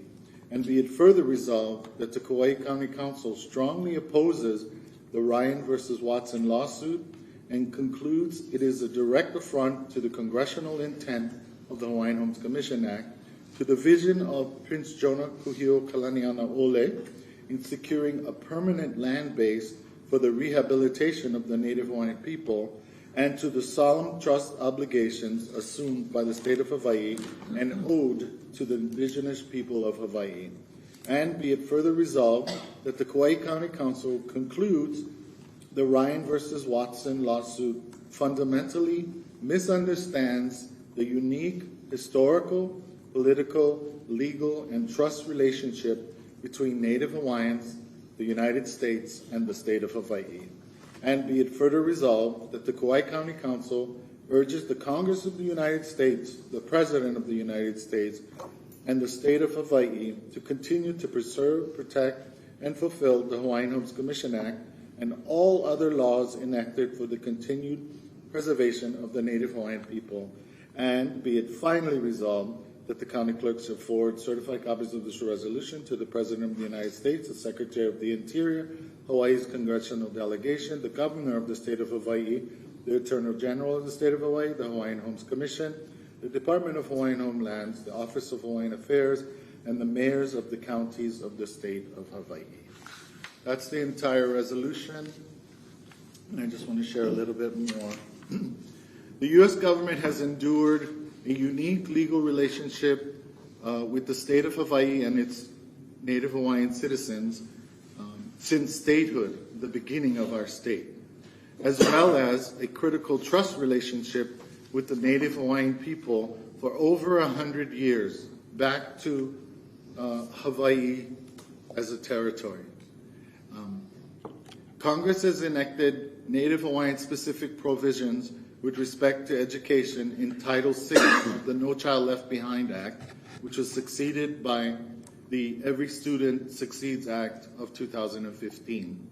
The Hawaiian Homelands Recovery Act of 1995 established a legal process for settlement of claims through the exchange and transfer of federal lands initially designated as available lands under the Hawaiian Homes Commission Act of 1920, as amended, and for the lost use of such lands. Congress enacted housing-related provisions for Native Hawaiians, like the Hawaiian Homelands Home Ownership Act of 2000, which authorized the Native Hawaiian Housing Block Grant, administered by the U.S. Department of Housing and Urban Development.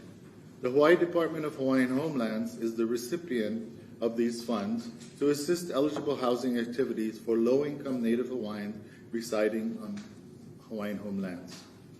Codified at 42 U.S.C. Chapter 122 is the Native Hawaiian Health Care Act of 1988, which aims to raise the health status of the Native Hawaiian people to the highest possible health level while providing existing health care programs and all resources necessary. The unique legal relationship between the United States and Hawaii has been consistently recognized and affirmed by Congress through the enactment of federal laws which extend to the Native Hawaiian people the same rights and privileges accorded to American Indian, Alaska Native, Eskimo, and Aleut communities. These laws include the Native American Programs Act of 1974, 42 U.S.C. 2991, the American Indian Religious Freedom Act, 42 U.S.C. 1996, the National Museum of the American Indian Act, 20 U.S.C. 80Q, and the Native American Graves Protection and Repatriation Act, 25 U.S.C. 3001. And then my final bullet is, the United States has also recognized and reaffirmed the critical trust relationship to the Native Hawaiian people through legislation which authorizes the provision of services to Native Hawaiians, including through the Older Americans Act of 1965, 42 U.S.C. 3001, the Developmental Disabilities Assistance and Bill of Rights Act amendments of 1987, the Veterans Benefits and Services Act of 1988, the Rehabilitation Act of 1973, 29 U.S.C. 701, ETSEQ, the Health Professions Reauthorization Act of 1988, the Nursing Shortage Reduction in Education Act of 1988, the Handicap Programs Technical Amendments Act of 1988, the Indian Health Care Amendments of 1988, and the Disadvantaged Minority Health Improvement Act of 1990. So many of these federal laws that are in place is, of course, because of the many years of amazing work by great senators from Hawaii, like Senator Inouye and Senator Akaka. This resolution is critically important. I think we need to make sure we stand up and support our Native Hawaiian homesteads. Thank you, Chair.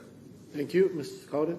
I have a question. Go ahead. Can you give us like a brief overview of Ryan versus Watson? I mean, what caused that? This is just came out, right? At the beginning of June? He's challenging the blood quantum. Well, I get that. Who is he? He's an attorney. An attorney is just challenging it. Yep. He's just deciding to do it. Yeah.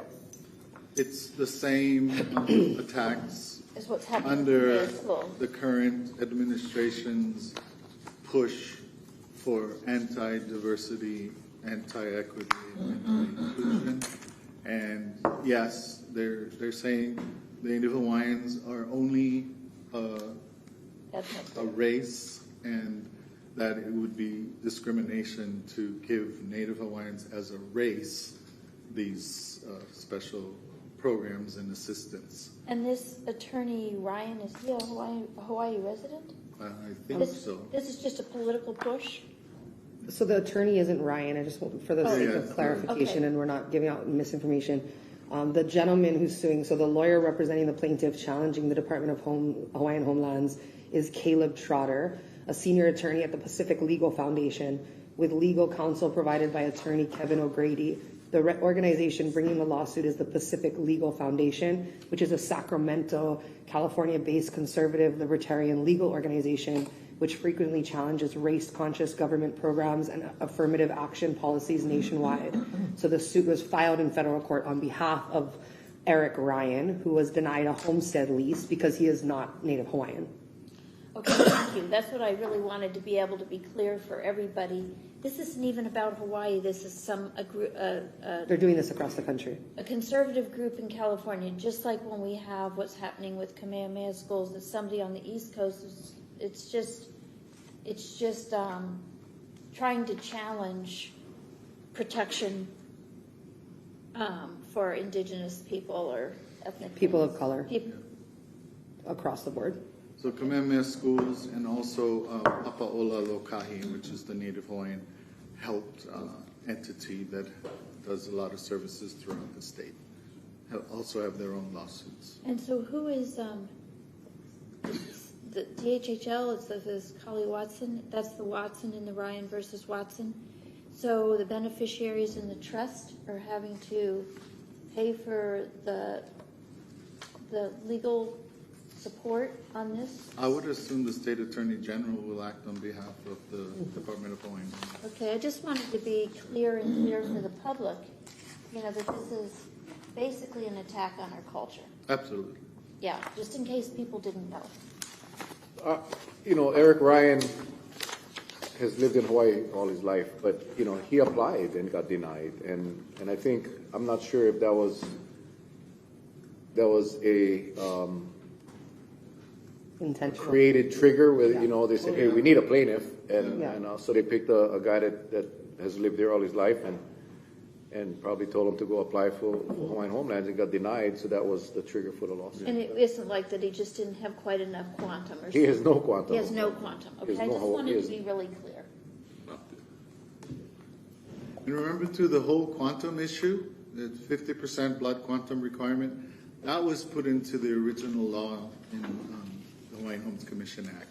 And Prince Kuhio himself, who was our congressman at the time, was trying to put in 3% or 1/32, because he knew, even from back then, that the Native Hawaiian people was such a aloha, welcoming people that they brought all the people that came to Hawaii easily intermixed with the Native Hawaiian people and intermarried, so that the race would ultimately dilute and be spread amongst.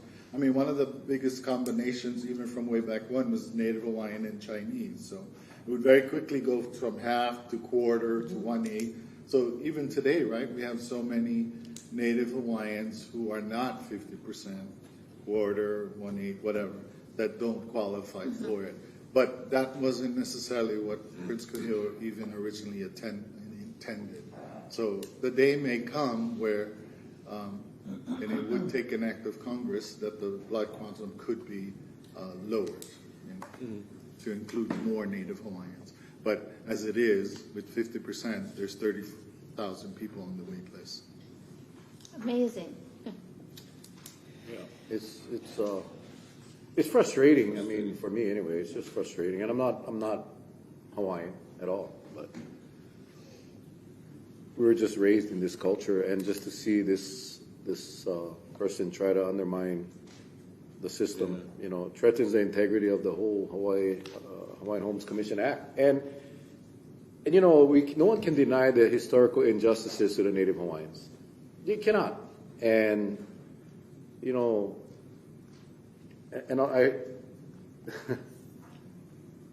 who knows what will happen in the courts? That's the scary part. And I guess for me, what I would say is, the true measure of justice isn't just because it's legal. Because some court may eventually rule that this is legal, that it's not okay. But we know that it's not pono. And that, to me, I think it's a much more, a truer measure of justice is what is pono and not simply what is legal. So, and this lawsuit fails it miserably. It fails that test. I have a couple other questions, and I'm sure I'm in alignment with everybody. If this is horrible that something like this would happen. Are all 4 of our counties working together in unison? Are we all doing a resolution? I don't know. I hope so. Okay, and we'll. I'll share it with other councils. We'll share it because it seems like that should happen. And then I appreciate who we're sending this to, because it's not possible to send it to the court, right? Because they don't. That's not their job, is to look at how we feel about it. Well, I mean, you can when the case is heard, it's not like they don't accept testimony, right? Like a board. So. And will we be putting a public release of this, so that I would like to see the press get it and report on the action that we're taking today, because it might be that many people aren't even aware that this is underway. Staff, can we send this out as a press release as well, that the council passed it? That's important. I think it's important that people know, because people are busy and they might have missed the article. Yeah, that's a good point. Right? Just the challenge itself, Native Hawaiian. And I think Yeah. it's awesome. We just got to stand firm, and this is what it is, and move forward. The governor did make a public statement directing the Attorney General to aggressively defend it. So we'll see. We'll see how it goes. Okay. It's a challenge. And if we're in the discussion part, my statement would be, are we? We're yeah. Okay, we are. Just that it is. Oh yeah, we haven't done testimony. Yeah, no, let's have the discussion and then we'll open them up Okay, for public. let's I think just- it's important that the public hears what we have to say as well.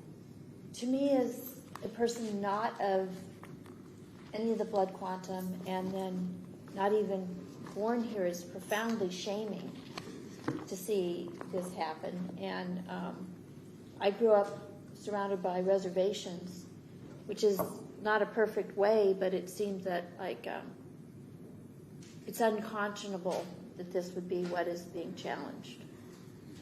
I agree. Yeah, if we're going to go into discussion, I mean, my only questions weren't able to be answered because my questions are to these attorneys and to Mr. Ryan about how he sleeps at night doing something like this. I find it atrocious.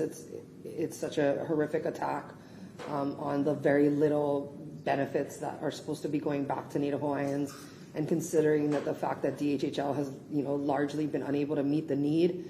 And so many people have died on waiting lists, waiting for homes and properties that they're entitled to.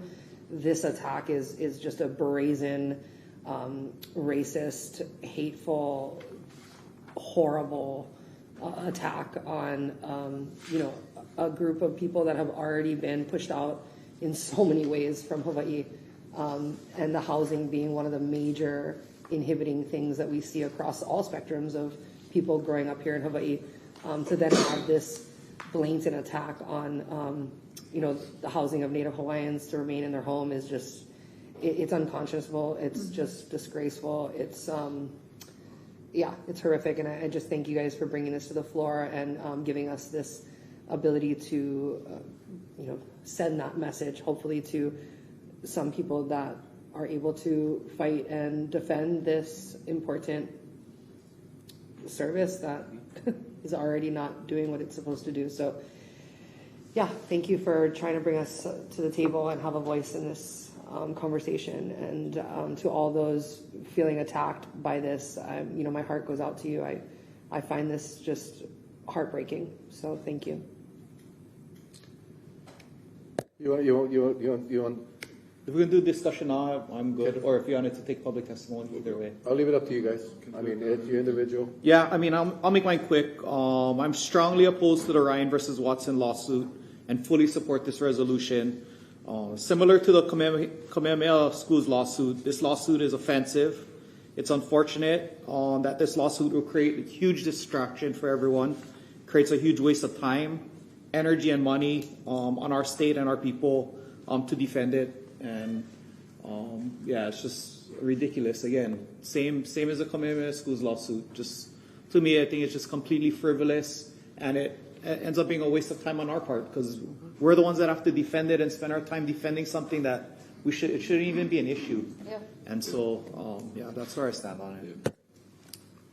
Thank you. With that, I'll suspend the rules and take public testimony, and then we'll come back and close it out. Anyone in the audience wishing to testify?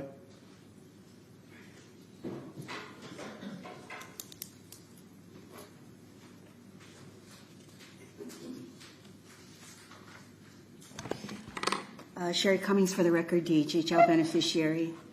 I was once president of the Hawaiian Homes Association. I've dealt on many levels, worked tirelessly, federally, state, and county, to come before you guys. But getting the emotions out of the way. So first I want to say this is not race-based. This has nothing to do with race. Majority of the people are making it out to be race-based. But this is about, as Kipukai said, and if you guys didn't listen to that part, it's a political status. When I used to come up here and talk before, and I used to talk heavy because I used to talk about federal government being my godfather. I was talking to Kipukai via text, and I was telling him, we got to be real careful about the first part of the whereas. Because when you look at the whereas right here, the whereas is not that they confiscated the land. So we got to be careful when we talk about that. Because Jonah Kuhio, which was true, he was a taula for us. He was a foreseer of knowing that our people were getting not only displaced geographically, we're politically and socially not in sync with the world that was changing. And we had no ability to change with it. So that's why he created the civic clubs, to get involved socially. Regarding this here, the very first, when you talk about that, Kipukai was correct. 1920, he went ahead and he lobbied. And there was a bunch of stuff. There was approximately 208,000 acres that was set aside. That was before statehood. So that 208,000 acres became a condition upon statehood, which was a subcontractual agreement that had to have happened in order for us to become a state. Only two compacts. One was the 208,000 acres of land that had to be managed. The other one was the 20% of the 1.8 that was ceded from our king's lands. And it became those lands that got incorporated into what we have today, the lands of the state of Hawaii. These lands were set aside. They were never confiscated. And me as one beneficiary, I'm very thankful that the federal government hung on to it, because we had to fight tooth and nail regarding the state and its fiduciary responsibility to us, and it never happened, like how you said, Fern. We're people who's fighting. Sarah, just give you your second 3 minutes, right? Okay, thank you. So this is important to us that we get this straight, because to me, this one here, when we use this terminology as, which were confiscated by the Republic of Hawaii, that is not part of the 1.8 million, guys. We got to understand that. That was 208,000 acres set aside for our Kanaka.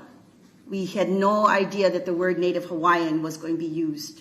That became part of what separated us into classes as Hawaiian people. We have big N, small n. Small n is the Native Hawaiian beneficiaries of the trust.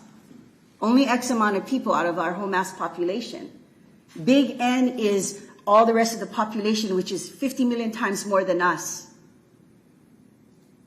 Okay, so we have to understand that, because it's not a confiscation. This is a condition upon statehood. So if we can try and tighten that up, that was about the only thing that mattered to me, that we get it right, because I would not want this to bite us. But thank you guys for supporting this, because truly we would never be a state of Hawaii if we didn't exist. We would not. We would not. And we got to understand that. And as far as the Native Care Act funds, who do you think all those funds, Papaola Lokahi, which was supposed to have been sunsetted, Mel? That came after Public Law 103-150 regarding the apology bill from Clinton. All those Native Care Act funding, Papaola Lokahi was just a pass-through. And that was supposed to have been sunsetted after they figure out how these federal dollars was coming into the state for the benefit of the Native Hawaiian people. So you have the Native Education Act, the Health Care Act, the housing. All of that was supposed to be earmarked for us. So that's why we come with so much ferociousness a lot of the times, because it's on our back that we have these monies coming in. And it's touching not even a certain percentage of our Native Hawaiian population. So that's my problem here. And just tighten up this part. And thank you for the support of protecting the trust. Sherry, if we remove that one part of that line that says which were confiscated by the Republic of Hawaii and transferred, so that it would read 200,000 acres of government and crown lands of the Hawaiian Kingdom, which were transferred to the United States. Would you be okay with that? Yeah, I think somewhere in there you guys should speak to upholding the king's mission, the prince's mission, Jonah Kuhio. I don't know how you guys would tweak the verbiage, but they did take those, and it was called back at that time, I think, Kipukai, correct me if I'm wrong, it was called the Rehabilitation Act when Kuhio went before Congress. Then it became the Hawaiian Homes Commission Act. But in this here, you folks have to speak of the continuity of our prince's Intention. correct. Because that's what it was. And they accepted that as a condition upon statehood. So I wouldn't use the word confiscated. Okay, we'll fix that. Fix it. I'll get with Kipukai and see if he's willing to make that change. Okay. I am. I'm perfectly fine with it. We could possibly do a friendly amendment. Yeah, I just don't want the word confiscated to work against what you guys are doing, because it's amazing. Thank you. That's a good point. Okay. Anyone else in the audience wishing to testify? If not, I'll call the meeting back to order. Mr. Kipukai, are you okay with removing the which were confiscated by the Republic? All you need to do is change the word confiscated to transferred and eliminate the word and. But they weren't transferred. Let's take a 5-minute recess. Attorneys are okay with this, so let's just make sure they're okay with this, which were transferred.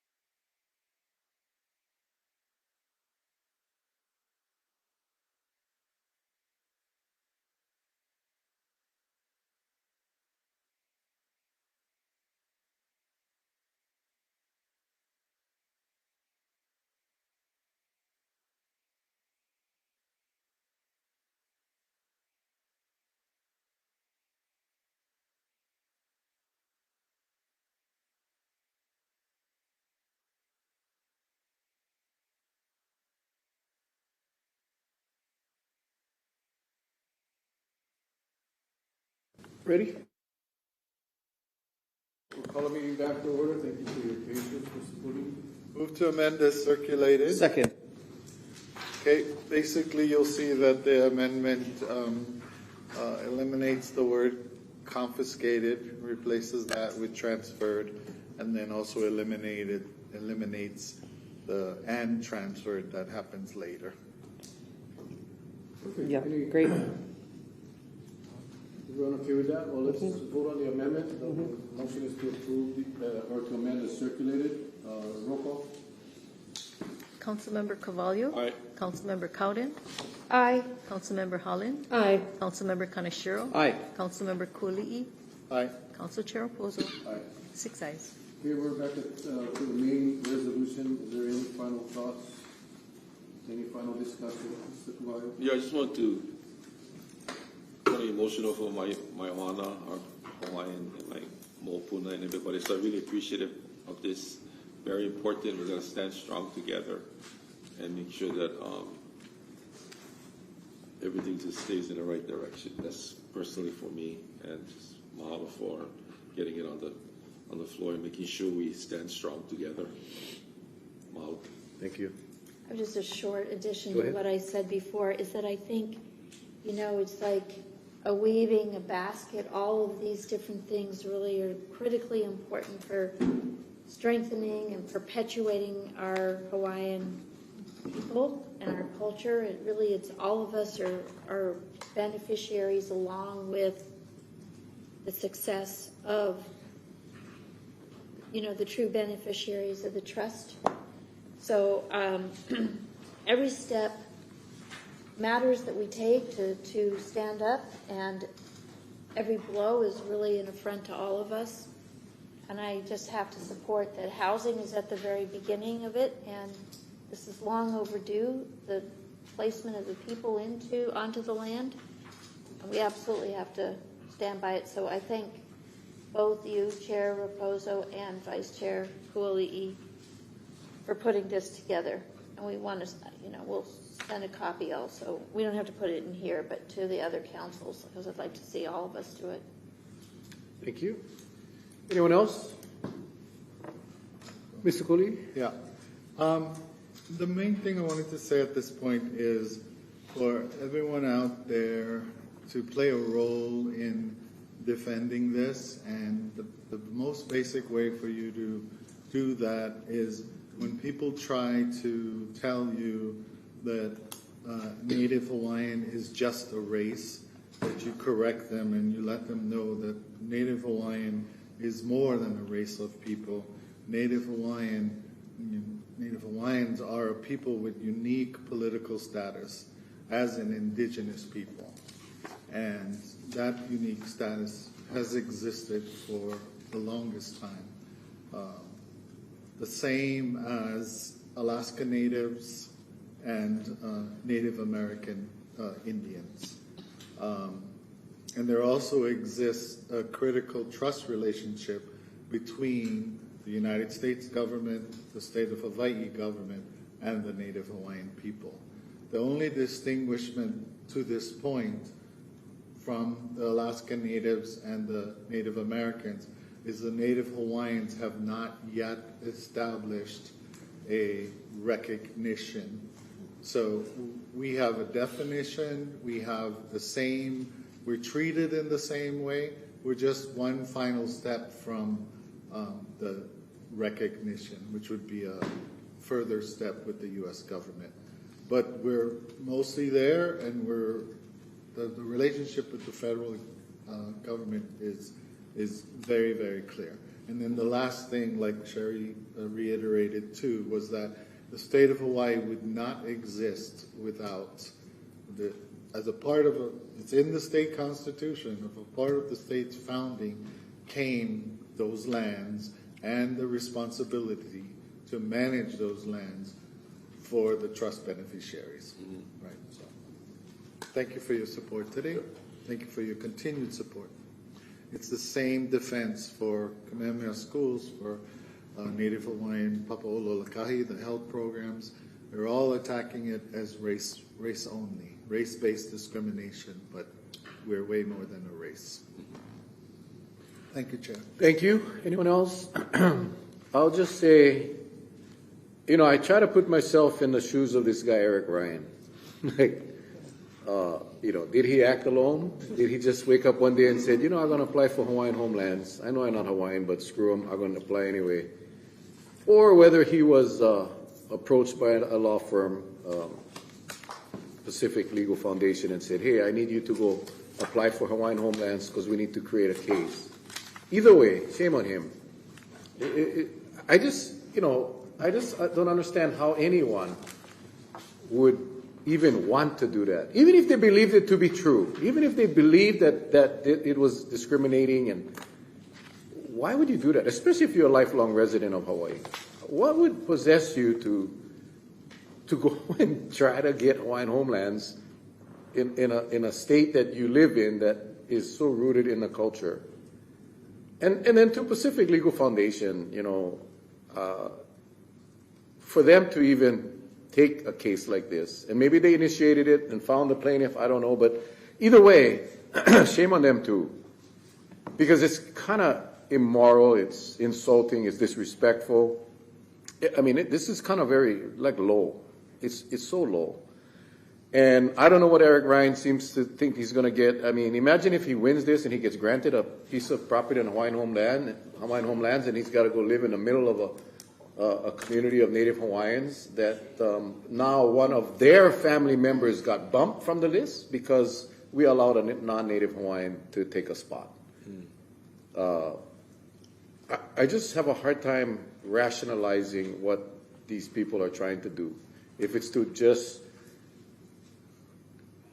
make a name for yourself, well, you've done that, Mr. Ryan. You've done it. And you got to live with the consequence. So thank you, Kipukai, for joining me on this, and all the staff and our attorneys. And Sherry, thank you for the clarification on the language, because I think it is very important that we make sure we get it correct. So I appreciate you, Sherry. With that, the motion is to approve. Roll call. Councilmember Carvalho? Aye. Councilmember Cowden? Aye. Councilmember Holland? Aye. Councilmember Kaneshiro? Aye. Councilmember Kuali'i? Aye. Council